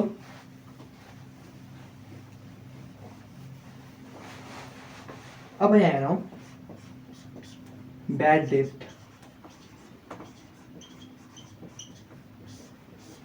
के हो त ब्याड डेट भनेको? यसलाई पढ्दाखेरि ब्याड डेट अथवा डेप्ट भनौँ होइन, ब्याड डेप्ट। अब के हो त ब्याड डेप्ट भनेको? यो कुरा बुझौँ। हेरौँ जस्तै मानौँ यहाँ मैले यो भनेको अघिकै त्यही मानौँ अशोक हार्डवेयर छ मानौँ, अशोक हार्डवेयर भन्ने एउटा पसल छ मानौँ। र अशोक हार्डवेयरले के गर्छ भन्दाखेरि आफ्नो सामान चाहिँ उधारमा बेच्छ, सेल अन क्रेडिट। सामान उधारमा बेच्छ र एउटा राम भन्ने कस्टमर छ, एउटा राम भन्ने कस्टमर छ, मानौँ यो राम भन्ने कस्टमर छ। र राम भन्ने कस्टमरलाई अशोक हार्डवेयरले कुनै सामान चाहिँ क्रेडिटमा बेच्यो, मतलब उधारमा बेच्यो। त उधारमा कति रुपियाँमा बेच्यो भन्दाखेरि मानौँ 10,000 रुपियाँमा बेच्यो है। र हेरौँ यहाँ अब के छ भन्दाखेरि यो सामान चाहिँ कहिले बेचेको भन्दाखेरि मानौँ 1 जनवरीमा बेचेको रहेछ है। 1 जनवरीमा यो ट्रान्जेक्सन भएको रहेछ है। अब यो राम भन्ने कस्टमरले अशोक हार्डवेयरलाई यो महिनाको 31 तारिकमा, जनवरीको 31 तारिकमा के गर्छ भन्दाखेरि 5,000 रुपियाँ दियो। 5,000 रुपियाँ गिभन बाई रामबाट चाहिने के भन्दाखेरि 5,000 रुपियाँ चाहिने आएछ अशोक हार्डवेयरलाई। अब त्यसपछि के छ भन्दाखेरि त्यसपछि हाम्रो बाँकी 5,000 रुपियाँ बाँकी। त्यसपछि के भन्दाखेरि राम भन्ने मान्छे फरार भएछ, राम भन्ने मान्छे आउट अफ कन्ट्री भएछ, आउट अफ कन्ट्री भएछ। ला अब यो बाँकीको 5,000 रुपियाँ कहाँबाट पाउँछ त अशोक हार्डवेयरले? हो त्यस्तो केसमा यदि हामीले सामान बेचेका छौँ उधारमा, सामान चाहिँ उधारमा बेच्यो तर पैसा चाहिँ फिर्ता आएको छैन भनेपछि त्यस्तो केसमा हामीले ब्याड डेट भनेर बुक गर्नुपर्छ। र यो भनेको एक्सपेन्स खर्च जस्तै नै हो, हाम्रो खर्च जस्तो नै हो, जस्तो नै हो। मैले सामान त उधारमा बेचेँ तर पैसा आएन भन्नाले खर्च जस्तै अथवा लस जस्तो नै हो। लस नै हो नि त एक प्रकारले, नोक्सानी भयो, लस जस्तो हो, लस जस्तो हो भनेपछि ब्याड डेट भनेको लस रहेछ भन्ने कुरा बुझौँ। र यस्तो केसमा के इन्ट्री गर्छौँ त, अब यहाँ हेरौँ जनवरी 1मा के इन्ट्री गर्छौँ, अशोक हार्डवेयरले राम भन्ने कस्टमरलाई सामान उधारमा बेच्यो भने राम भन्ने व्यक्ति त यसको डेटर होला अशोक हार्डवेयर है। मैले यहाँ लेख्छु in the books of Ashok hardware, in the books of Ashok hardware, Ashok hardware, Ashok हार्डवेयरको बुक्समा हेर्छौँ, मतलब अशोक हार्डवेयरको बाट हामीले सोध्छौँ, अशोक हार्डवेयर बनेर सोध्छौँ है। अब यहाँ पहिलो इन्ट्री 1 महिनाको 1 गतेमा जनवरी 1मा के हुन्छ भन्दाखेरि सामान बेचे बाबत के भन्दाखेरि मैले पैसा पाउनु पर्ने राइट क्रिएट भयो भने चाहिँ हाम्रो डेटर अकाउन्टलाई डेबिट गर्छौँ। तर अहिले डेटर भनेको राम तोकेको छ भने चाहिँ राम अकाउन्टलाई डेबिट गर्छौँ, राम अकाउन्टलाई डेबिट गरिदिने। कति रुपियाँले भन्दाखेरि 10,000 रुपियाँले, किनकि 10,000 रुपियाँ पाउनु पर्ने छ। टु के गर्ने भन्दाखेरि यो हाम्रो सामान बेचेको र सामान बेचेपछि हामीले इन्कम बुक गर्नुपर्ने हुन्छ। टु सेल्स अकाउन्ट भनेर हामीले इन्कम बुक गर्छौँ 10,000 रुपियाँको। किन सेल्स अकाउन्टलाई हामीले क्रेडिट गरेको भन्दाखेरि हाम्रो इन्कम बढ्यो र इन्कम बढ्नु भनेको क्रेडिट हुनु हो भन्ने कुरा हो। र दोस्रो कुरा हेरौँ अब यहाँ हेरौँ 31 जनवरीमा के इन्ट्री गर्ने, 31 जनवरीमा। अब 31 जनवरीमा के छ भन्दाखेरि 5,000 रुपियाँ राम भन्ने व्यक्तिले चाहिने, के भन्दाखेरि 5,000 रुपियाँ चाहिने। अब यहाँ आफ्टर द्याट ठिक छ है, यो 3टा छ यहाँ कन्डिसन। अब 31/1मा चाहिँ के भन्दाखेरि 5,000 रुपियाँ रामले चाहिने अशोक हार्डवेयरलाई दिएको रहेछ भन्ने कुरा। अब भन्ने कुरा हामीले दिएको छ भने चाहिँ के हुन्छ भन्दाखेरि क्यास आयो नि त भने चाहिँ क्यास आयो भने चाहिँ हाम्रो एसेट बढ्यो र एसेट बढ्नु भनेको डेबिट भयो, त्यसैले क्यास अकाउन्ट डेबिट गरिदियो। कतिले 5,000 रुपियाँले। टु के गर्ने त, अब क्यास त आयो, अब यहाँ डुबल इफेक्ट हेरौँ है, क्यास कति आयो 5,000 रुपियाँ आयो।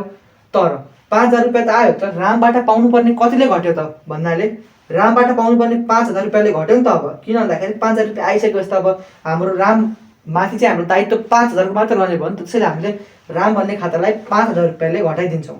टु राम अकाउन्ट 5,000 रुपियाँ। अब यहाँ मैले राम अकाउन्ट किन गरेँ भन्दाखेरि मेरो क्यास कति आयो 5,000 रुपियाँको मैले पैसा पाएँ र त्यो पैसा जति पाएँ त्यति नै त्यो राइट घट्यो होला नि त मेरो राममाथि भनेपछि त्यति नै हामीले 5,000 रुपियाँलाई क्रेडिट गरिदियौँ। अब लिनुपर्ने कति बाँकी छ, यहाँ हामीले 5,000 रुपियाँले घटाइसक्यो रामलाई भनेपछि 10,000 माइनस 5,000 डेबिट माइनस क्रेडिट भनेपछि हाम्रो 5,000 बाँकी रह्यो। र त्यसपछि हाम्रो आउट अफ टाउन गइसक्यो भनेपछि हामीले अब अर्को महिना, यो भनेको हाम्रो मानौ यो ट्रान्जेक्सन कहिले भन्दाखेरि मानौ फेब्रुअरीको 13 तारिकमा भयो मानौ है, 13 तारिकमा भयो भनेपछि अब यहाँ 13 तारिकमा के इन्ट्री गर्ने त हामीले 13 तारिकमा भनेपछि अब कन्ट्रीभन्दा बाहिर गइसक्यो, भागिसक्यो त्यो व्यक्ति भनेपछि अब हामीले के इन्ट्री गर्छौँ भन्दाखेरि राम भन्ने खातालाई घटाउँछौँ, किनकि अब राम भन्ने खाताबाट पैसा आउँदैन जस्तो लाग्छ। अब यहाँ कति बाँकी थियो त राम भन्ने खाताबाट, राम भन्ने व्यक्तिबाट पाउनुपर्ने, मैले पाउनुपर्ने भनेपछि 10,000 माइनस 5,000 भनेपछि 5,000 बाँकी रहेछ। त्यसैले 5,000 मैले के गरेँ क्रेडिट गरिदिएँ। ठिक छ, यो बुझिन्छ होला, किनकि राम भन्ने व्यक्तिबाट अब पैसा पाइन्न जस्तो लाग्यो मलाई। त्यसैले राम भन्ने खाता भनेको हाम्रो डेटर थियो र डेटर घट्नु भनेको एसेट घट्नु हो र एसेट घट्यो भने हामीले क्रेडिट गरिदियौँ। अब माथि डेबिट के गर्ने त, अब ब्याड डेट भनेको किनकि हाम्रो लस हो, ब्याड डेट लस हो भनेपछि लसलाई हामीले के गर्छौँ, लस पर्दाखेरि डेबिट गर्छौँ नि त। त्यसैले यहाँ ब्याड डेट अकाउन्टलाई डेबिट गरिदिने, ब्याड डेट अकाउन्टलाई डेबिट कतिले 5,000 रुपियाँले। सिम्पल छ, लजिक त्यही हो। अब मानौ अब अर्को इक्जाम्पल है, मानौ यहाँ चाहिँ हाम्रो 6,000 रुपियाँ चाहिने रामले दिएको हुन्थ्यो भने हाम्रो इन्ट्री के हुन्छ त, पहिलो इन्ट्री त सेम हुन्छ, Ram account debit to sales account 10,000 रुपियाँ, किनकि 10,000 को सामान बेचेको। र दोस्रोमा के हुन्छ भन्दाखेरि 6,000 रुपियाँ हाम्रो रामले दिएको थियो नि त। त्यसैले यहाँ कति हुन्छ भन्दाखेरि क्यास कति आयो 6,000 रुपियाँ आयो 6,000 को क्यासमा। र राम भन्ने मान्छेबाट हामीले 6,000 रुपियाँ पायौँ र 6,000 बराबरको हाम्रो राइट चाहिने सकियो भनेपछि त्यो मान्छेबाट हामीले पाउनुपर्ने 6,000 रुपियाँले घट्यो। त्यसैले हाम्रो एसेट कतिले घट्यो भन्दाखेरि 6,000 रुपियाँले घट्यो, राम भन्ने व्यक्ति 6,000 रुपियाँले घट्यो। र अब बाँकी कति रह्यो 10,000 माइनस 6,000, किनकि यो डेबिट र यो क्रेडिट छ भनेपछि 10,000 मा 6,000 घटाउनु पर्यो र घटाएपछि कति बाँकी रह्यो 4,000 बाँकी रह्यो र त्यो 4,000 हाम्रो के रहेछ भन्दाखेरि ब्याड डेट रहेछ, लस रहेछ भन्ने कुरा बुझ्नु पर्यो र यहाँ चाहिँ 4,000 भनेर आउँथ्यो, यसरी बुझ्नु पर्यो। अब यहाँ टोटलमा हेर्दाखेरि राम भन्ने खाता कतिमा सेटल भयो, 10,000 रुपियाँ यहाँ डेबिट छ र 6,000 रुपियाँ र 4,000 रुपियाँ भनेको 10,000 नै क्रेडिट छ भने चाहिँ बराबर भयो, राम भन्ने अकाउन्टबाट अब नलिनु पर्ने छ नदिनु पर्ने छ, यस्तो देखिन्छ है यो खासमा। यो कुरा भयो अब ब्याड डेटको।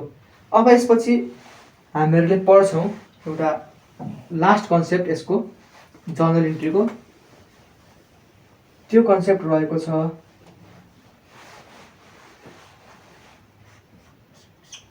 अब हाम्रो लास्ट कन्सेप्ट के रहेको छ भन्दाखेरि डिस्काउन्ट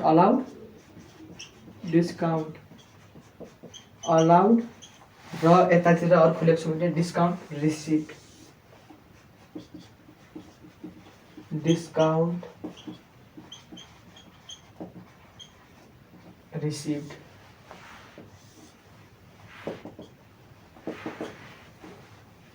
अब चाहिँ हामीले चाहिने यहाँ के पर्छ भन्दाखेरि डिस्काउन्ट अलाउड र डिस्काउन्ट रिसिप्टको जर्नल एन्ट्री कसरी पास गर्ने। अब यहाँ हेरौँ, यो ठ्याक्कै यसको अपोजिट हो है, एकअर्काको अपोजिट हो भन्ने कुरा बुझौँ पहिला। अपोजिट एकअर्काको अपोजिट हो भनेपछि अब यहाँ के हुन्छ भन्दाखेरि मैले कुनै सामान बेचेँ र मैले कुनै सामान उधारमा बेचेँ भनौँ होइन, मैले कुनै सामान उधारमा बेचेँ र उधारमा बेचिसकेपछि त्यो पैसा मैले फिर्ता पाउनको लागि छिटो पैसा फिर्ता होला भनेर मैले डिस्काउन्ट दिन सक्छु। त्यस्तो मैले चाहिने उधारो जसलाई दिएको छु कस्टमरलाई यदि कुनै पनि डिस्काउन्ट दिएको छु भने त्यसलाई चाहिँ डिस्काउन्ट अलाउड भन्छ। यो भनेको हाम्रो सेल्सको केसमा डिस्काउन्ट अलाउड हुन्छ, यो भनेको हाम्रो क्रेडिट सेल्सको केसमा है। यहाँ क्रेडिट सेल्सको केसमा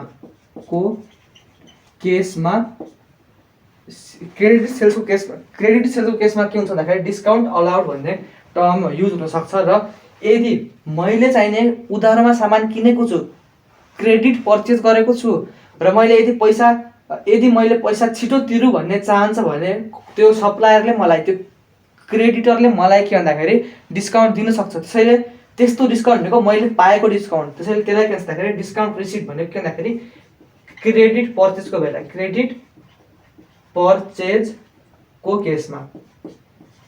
केसमा अब यसको चाहिने के भन्दाखेरि यसको नेचर कस्तो हुन्छ, डिस्काउन्ट अलाउडको नेचर कस्तो हुन्छ र डिस्काउन्ट रिसिप्टको नेचर कस्तो हुन्छ भन्ने कुरा हामीले डिस्कस गर्छौँ है। यो डिस्काउन्ट अलाउड भनेको हाम्रो एक्सपेन्सको नेचरको हुन्छ, एक्सपेन्स नेचरको हुन्छ भने डिस्काउन्ट रिसिप्ट हाम्रो इन्कम नेचरको हुन्छ, त्यो पनि बुझौँ, इन्कम नेचरको हुन्छ। र अब यहाँ हेरौँ के छ भन्दाखेरि अब डिस्काउन्ट अलाउड, अब मैले यो एक्सपेन्स नेचर कसरी भयो त, यहाँ हेरौँ है, एक्सपेन्स नेचर कसरी भयो। मैले चाहिँ अब सामान बेचेको हो नि त, मैले सामान बेचेँ, उधारमा बेचेको छु मैले सामान र त्यो मान्छेबाट कस्टमरबाट मलाई के भन्दाखेरि पैसा आउनेवाला छ र मलाई छिटो पैसा देला र मैले त्यो पैसा कतै अरू ठाउँमा लगानी गऱ्यो भने यो डिस्काउन्ट दिएको भन्दा बढी पैसा कमाइन्छ जस्तो लाग्यो भने मैले डिस्काउन्ट दिने हो नि त। र त्यस्तो केसमा के छ भन्दाखेरि त्यसरी डिस्काउन्ट दियो भने मलाई चाहिँ बेनिफिट आउन सक्छ र त्यो मेरो खर्च जस्तो भयो नि त, त्यो मेरो खर्च जस्तो भयो। त्यसैले त्यो चाहिँ के भन्दाखेरि एक्सपेन्स नेचरको हुन्छ भने र यस्तो डिस्काउन्ट यदि मैले रिसिभ गर्छु भने मैले पैसा कम तिर्नु पर्यो र यो मेरो इन्कम नेचरको जस्तो भयो, त्यो पैसा बच्यो नि त मेरो सेभ भयो, त्यसैले त्यो इन्कम नेचरको हुन्छ। र यसको एउटा इक्जाम्पल हेरौँ, यो इक्जाम्पलले दुइटैको जर्नल एन्ट्री हुन्छ। यहाँ हेर है, ठ्याक्कै के छ भन्दाखेरि एउटा एबिसी कम्पनीले के भन्दाखेरि डिइएफ कम्पनीलाई सोल्ड गुड्स ₹100। अब एबिसी भन्ने कम्पनीले डिइएफ कम्पनीलाई 100 रुपिस बराबरको सामान बेचेको रहेछ है। यो चाहिँ 1 जनवरीको ट्रान्जेक्सन रहेछ। र अब जनवरी 2 को ट्रान्जेक्सन हेरौँ है, जनवरी 2 अलि ढिला हेरौँ, जनवरी 15 को ट्रान्जेक्सन हेरौँ। जनवरी 15 मा के हुन्छ भन्दाखेरि यो एबिसी कम्पनीले allowed discount of 5% discount allowed of 5% and the account is settled. अब यहाँ यस्तो केसमा कसरी हामीले एन्ट्री पास गर्छौँ है। के भन्छ भन्दाखेरि एबिसी भन्ने कम्पनीले डिएफ भन्ने कम्पनीलाई उधारमा 100 रुपियाँ बराबरको सामान बेचेको रहेछ। र त्यसपछि हाम्रो के भन्दाखेरि 15 दिनपछि एबिसी भन्ने कम्पनीले के भन्छ भन्दाखेरि ए डिएफ कम्पनी म तँलाई 5000 रुपियाँको बराबरको 5% बराबरको डिस्काउन्ट दिन्छु, त मलाई पैसा दे अहिले नै दे भन्छ। र त्यसरी त्यसले डिएफ भन्ने कम्पनीले पैसा दिन्छ र अकाउन्ट चाहिँ सेटल हुन्छ भनेको छ। र यो कन्सेप्टमा यो केसमा हामीले दुईटै एबिसी भन्ने कम्पनीको पनि बुक्स अफ अकाउन्ट बनाउँछौँ र डिएफ भन्ने कम्पनीको बुक्स अफ अकाउन्ट बनाउँछौँ र त्यहाँ नै हाम्रो क्लियर हुन्छ डिस्काउन्ट अलाउड र डिस्काउन्ट रिसिभको जर्नल एन्ट्री है। अब मैले यसको यतातिर बनाउन गइरहेको छु। यो यस्तो यो इन्कम नेचरको रहेछ भन्ने कुरा बुझ्नुभयो र यो एक्सपेन्स नेचरको रहेछ भन्ने कुरा बुझ्नुभयो। अब मैले यहाँ लेखिरहेको छु है। अब यहाँ है, अब ठिक्क हामीले साइड बाई साइड कम्पेयर गर्छौँ। यो चाहिँ हाम्रो एबिसी कम्पनीको बुक्समा हो र यो डिइएफ कम्पनीको बुक्समा हो है। अब यहाँ हेरौँ, मैले सामान उधारमा बेच्दाखेरि मेरो इन्ट्री के हुन्छ त 1 जनवरीमा के हुन्छ? मैले सामान उधारमा बेच्छु भने मेरो डेटर ब्यालेन्स बढ्छ र डेटर ब्यालेन्स बढ्नु भनेको एसेट बढ्नु हो र एसेट बढेपछि डेबिट इफेक्ट हुन्छ भनेपछि यहाँ डिएफ भन्ने कम्पनी नाम दिएको छ भने हामी नाम लेख्छौँ डिएफ कम्पनी अकाउन्टलाई डेबिट। डिएफ कम्पनीबाट हामीले लिनुपर्ने छ कति रुपियाँ भन्दाखेरि 100 रुपियाँ। टु के भन्दाखेरि सेल भएको सेल्स अकाउन्ट भनेर कति भन्दाखेरि 100 रुपियाँ हाम्रो यहाँ यसरी हाम्रो भएको छ। अहिले मैले न्यारेसन लेखिरहेको छैन है, खालि बुझाइरहेको छु मैले। र यसको चाहिँ 15 तारिकको के इन्ट्री हुन्छ मैले लेख्छु, सँगै लेख्छु। र अब यहाँ 1 तारिकको जर्नल इन्ट्री यता हेरौँ है। यो भनेको डिस्काउन्ट अलाउडको केस हो, डिस्काउन्ट अलाउडको केस हो र यो भनेको डिस्काउन्ट रिसिभको केस हो, डिस्काउन्ट रिसिभको केस है। अब यहाँ हेरौँ, अब डिएफ भन्ने कम्पनीले सामान उधारमा किन्दाखेरि के इन्ट्री गर्छ होला? Same purchase account debit to creditor account. त्यसैले यहाँ पर्चेज अकाउन्ट डेबिट गरौँ, पर्चेज अकाउन्ट डेबिट, किनकि पर्चेज एक्सपेन्स हो र एक्सपेन्स पर्दाखेरि डेबिट गर्छौँ। यहाँ हामीले पर्चेज अकाउन्टले डेबिट गरौँ कति रुपियाँले भन्दाखेरि 100 रुपियाँले। टु के गर्ने क्रेडिटर अकाउन्ट, त्यो भनेको हाम्रो एबिसी भन्ने कम्पनी छ अहिले, त्यसैले हामीले एबिसी कम्पनी अकाउन्ट भनेर गर्छौँ 100 रुपियाँले।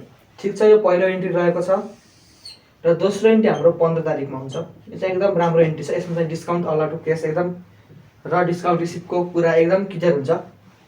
र हेरौँ, एबिसी भन्ने कम्पनीले 5% को डिस्काउन्ट डिएफ कम्पनीलाई दिएको रहेछ। त्यो भनेको 100 को 5% भन्दा कति हुन्छ? 100 को 5% भनेको हाम्रो 5 रुपियाँ बराबरको डिस्काउन्ट दिएको रहेछ भनेपछि अब यहाँ हामीले के गर्छौँ भन्दाखेरि अब अकाउन्ट सेटलमेन्ट भयो।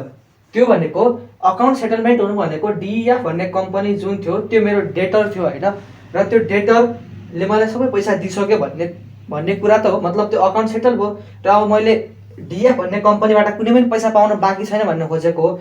त्यसैले हाम्रो क्रेडिट के हुन्छ त? डेटर क्रेडिट हुने भयो नि त, किनकि अकाउन्ट सेटलमेन्ट भयो। र अकाउन्ट सेटलमेन्ट भयो भने चाहिँ हाम्रो डेटर ब्यालेन्स मतलब डेटरबाट मैले केही पनि पाउनुपर्ने हुँदैन नि त, सक्यो भने चाहिँ अब के गर्ने भन्दाखेरि क्रेडिट केलाई गर्ने? डेटरलाई गर्ने, किनकि एसेट घट्यो, डेटर घट्यो, एसेट घट्यो र एसेट घट्यो भने क्रेडिट गर्ने। टु डिइएफ कम्पनी अकाउन्ट कति रुपियाँले? 100 रुपियाँले। अब मैले लिनुपर्ने केही पनि छैन डिएफबाट भनेर मैले के भन्दाखेरि डिएफ कम्पनीलाई क्रेडिट गरिदिएँ। र अब डिएफ कम्पनीले मलाई कति पैसा दियो त? अब 5 रुपियाँ डिस्काउन्ट अलाउ गर्यो हामीले र पैसा कति आयो होला भन्दाखेरि क्यास रिसिभ कति होला? क्यास रिसिभ मैले पैसा कति पाएँ त भन्दाखेरि 100 रुपियाँ लिनुपर्ने थियो, जसमध्ये 5 रुपियाँ डिस्काउन्ट दिउँ, त्यो भनेको हाम्रो 95 रुपिस मैले रिसिभ गरेको होला। त्यो भनेको मैले यहाँ के भन्दाखेरि ब्याङ्क अथवा अहिले त क्यासै गरौँ, केही पनि भनेको छैन, क्यास अकाउन्ट डेबिट गरेँ कति रुपियाँले? 95 रुपिसले। के मिल्यो? डेबिट क्रेडिट मिल्यो? मिलेको छैन, 5 रुपियाँले मिलेको छैन। र यो 5 रुपियाँ किन मिलेन? किनकि डिस्काउन्टको त इन्ट्री गरेकै छैनौँ र डिस्काउन्ट अलाउड भनेको हाम्रो एक्सपेन्स नेचरको हो र एक्सपेन्स बढ्यो भने हामीले के गर्छौँ? डेबिट गर्छौँ। सेम भन्नाले सिम्पल भनेपछि अब यहाँ हेरौँ, डिस्काउन्ट अलाउड भन्ने अकाउन्टलाई के गर्ने भन्दाखेरि डेबिट गर्ने कतिले? 5 ले। भने चाहिँ हाम्रो 95 + 5 भनेको हाम्रो 100 भयो। त्यसैले हाम्रो यस्तो हुने भयो, सिम्पल जर्नल इन्ट्री छ। र यो जर्नल इन्ट्रीलाई यस्तो जर्नल इन्ट्रीलाई डबल जर्नल इन्ट्रीलाई हामीले कम्पाउन्ड जर्नल इन्ट्री पनि भन्ने गर्छौँ। र यसको इन्ट्री यसरी नगरेर टुक्रा टुक्रा पनि गर्ने हुन्छ। कसरी गर्ने भन्दाखेरि यस्तो गरे नि भयो, अथवा यस्तो अप्ठ्यारो लाग्यो भने हामीले यस्तो नै गर्न मिल्यो। क्यास कति आयो 95 रुपियाँको, क्यास अकाउन्ट डेबिट गरिदिन्छौँ कति रुपियाँले 95 रुपिसले। टु के गर्छौँ डिएफ कम्पनी अकाउन्ट कति रुपियाँले 95 रुपियाँले। 95 रुपियाँ बराबर क्यास आयो र 95 बराबरको हामीले के भन्दाखेरि डिएफबाट लिनुपर्ने घट्यो भन्ने देखाउँछौँ। पहिलो इन्ट्री यो भयो प्लस दोस्रो इन्ट्री हामीले के देखाउँछौँ भन्दाखेरि दोस्रो इन्ट्री भनेको डिएफ भन्ने कम्पनी जुनबाट हामीले 5 रुपियाँ लिन पर्ने थियो, 5 रुपियाँ लिन बाँकी थियो, त्यो चाहिँ हामीले डिस्काउन्ट अलाउ गऱ्यौँ। त्यसैले अब लिनुपर्ने केही पनि बाँकी छैन, त्यसैले हामीले 5 रुपियाँले क्रेडिट गरिदियौँ, किनकि हाम्रो चाहिने यहाँ अब एसेट घट्यो र हामीले क्रेडिट गरिदियौँ। र माथि के हुन्छ भन्दाखेरि डिस्काउन्ट अलाउड भनेर आउँछ। डिस्काउन्ट अलाउड अकाउन्ट डेबिट भनेर कति रुपियाँले आयो 5 रुपियाँले। 5 रुपियाँले यता आयो र 5 रुपियाँले यता आयो भनेपछि यो इन्ट्री भनेको यो दुईवटा इन्ट्रीको नै प्लस रहेछ भन्ने कुरा बुझ्यो, सम रहेछ। क्यास अकाउन्ट 95 रुपिसले अनि त्यो डिस्काउन्ट ल 5 रुपियाँले र 95 + 5 भनेको 100 नै हुन्छ। र सेम यो इन्ट्री एउटै कुरा हो, जुन गरे नै हुन्छ है। यसमा डबल गर्नु पऱ्यो, यसमा सिम्पल गर्नु पऱ्यो, एकैचोटि गर्नु पऱ्यो सिङ्गल। र अब यहाँ हेरौँ ठ्याक्क यसको अब अपोजिट चाहिँ डिस्काउन्ट रिसिभ हुन्छ। अब यहाँ हेरौँ एबिसी भन्ने कम्पनीले, अब म चाहिँ के छु भन्दाखेरि डिएफ भन्ने कम्पनी, म डिएफ भन्ने कम्पनी छु है अहिलेको लागि। म एबिसी भन्ने कम्पनी छैन, डिएफ भन्ने कम्पनी छु। अब यता हेरौँ है, अब डिएफ भन्ने कम्पनीलाई एबिसी भन्ने कम्पनीले 5% डिस्काउन्ट दियो भनेपछि अब यहाँ मैले कति पैसा तिरेँ होला त, मेरो खाताबाट कति पैसा गयो होला भनेपछि 95 रुपियाँ गयो होला। टु क्यास अकाउन्ट कति रुपियाँ गयो 95 रुपियाँ गयो, किनकि मलाई 5 रुपियाँ डिस्काउन्ट छ, 5 रुपियाँ डिस्काउन्ट दिएको छ। र अब यहाँ क्यास कति गयो 95 रुपियाँ बराबर गयो। र अब मैले एबिसी कम्पनी तिर्नुपर्ने कति हो 100 रुपिस थियो। र अब अकाउन्ट सेटलमेन्ट भएपछि कति तिर्नुपर्छ 0 भनेपछि हाम्रो 100 रुपियाँ नै घटाउनु पऱ्यो नि त। अब मैले तिर्नुपर्ने केही पनि छैन, त्यसैले मैले अब यहाँ क्रेडिट भएको थियो मेरो 100 रुपियाँ, मैले तिर्नुपर्ने दायित्व 100 रुपियाँ थियो। अब चाहिँ मैले अकाउन्ट सेटलमेन्ट भएपछि तिर्नुपर्ने हुँदैन, दायित्व घट्यो, त्यसैले दायित्व घट्यो भने डेबिट गरिदिनु। त्यसैले यहाँ के गर्ने भन्दाखेरि एबिसी कम्पनी अकाउन्टलाई डेबिट गरिदिन्छु 100 रुपियाँले। ठिक छ, एबिसी भन्ने कम्पनी 100 रुपियाँले डेबिट भयो। कुरो मिलेन त यहाँ 5 रुपियाँले मिलेन, किनकि डेबिट र क्रेडिट बराबर पर्ने हो। र त्यो कुरो नमिलेको भनेको हामीले डिस्काउन्ट रिसिभको एन्ट्री नगरेको हुनाले। त्यसैले हाम्रो डिस्काउन्ट रिसिभ के जस्तो के नेचरको भन्दाखेरि इन्कम नेचरको, र इन्कम बढ्नु भनेको हाम्रो क्रेडिट हो। त्यसैले हाम्रो टु डिस्काउन्ट रिसिभ भनेर हामीले क्रेडिट गरिदिन्छौँ, डिस्काउन्ट रिसिभ भनिदिन्छौँ कति रुपियाँले भन्दाखेरि 5 रुपियाँले। अथवा यसरी नै हामी छुट्याएर देखाउन सक्छौँ। यसको चाहिँ छुट्याएर कसरी लेख्ने भन्दाखेरि यो चाहिँ हाम्रो कम्पाउन्ड जर्नल इन्ट्री भयो। यसको छुट्याएर कसरी लेख्छौँ भन्दाखेरि दुईवटा इन्ट्रीमा पहिलो इन्ट्री के हुन्छ भन्दाखेरि एबिसी पहिलो इन्ट्री के छ भन्दाखेरि क्यास कति बाहिर गयो 95 रुपियाँ बराबरको, 95 रुपियाँ बराबरको। र हामीले एबिसी भन्ने कम्पनीलाई कतिले घटाइदिन्छौँ भन्दाखेरि एबिसी भन्ने कम्पनीलाई हामीले 95 रुपियाँले घटाइदिन्छौँ। र बाँकी 5 रुपियाँ हाम्रो डिस्काउन्ट रिसिभ गरेको, र डिस्काउन्ट रिसिभ गर्यो भनेको हाम्रो इन्कम बढ्नु हो। र इन्कम बढ्यो भने हामीले क्रेडिट गर्छौँ, डिस्काउन्ट रिसिभ अकाउन्टलाई हामीले क्रेडिट गरिदियौँ, रिसिभ अकाउन्टलाई हामीले क्रेडिट गऱ्यौँ 5 रुपियाँले। र डेबिट केलाई गर्ने भन्दाखेरि हाम्रो 95 रुपियाँ बराबरको लाइबिलिटी घटाएका थियौँ हामीले। अब हाम्रो चाहिँ सेटलमेन्ट भइसकेपछि 0 रुपियाँ बाँकी रहनु पर्यो, किनकि हाम्रो जम्मै दायित्व सकियो। र दायित्व सक्नको लागि हामीले 5 रुपियाँ फेरि डेबिट गर्नु पर्यो, किनकि लाइबिलिटी घटाउनको लागि डेबिट गर्नुपर्छ। त्यसैले हामीले यहाँ एबिसी कम्पनी अकाउन्टलाई डेबिट गर्छौँ कति भन्दाखेरि 5 रुपियाँले। अब यहाँ हेरौँ 95 + 5 रुपियाँ भनेपछि डेबिटमा 100 रुपियाँ छ र यहाँ पनि क्रेडिटमा 100 रुपियाँ छ। त्यसैले हाम्रो अब तिर्नुपर्ने दायित्व देखिएन, किनकि अकाउन्ट सेटलमेन्ट भइसक्यो भन्ने कुरा बुझायो यसले। र हाम्रो यो नै हाम्रो डिस्काउन्ट अलाउड र डिस्काउन्ट रिसिभको जर्नल इन्ट्री रहेको छ। र अब हामीहरूले इक्जाममा सोध्नुपर्ने जम्मै जर्नल इन्ट्रीको कन्सेप्ट सहित नै यति नै हो।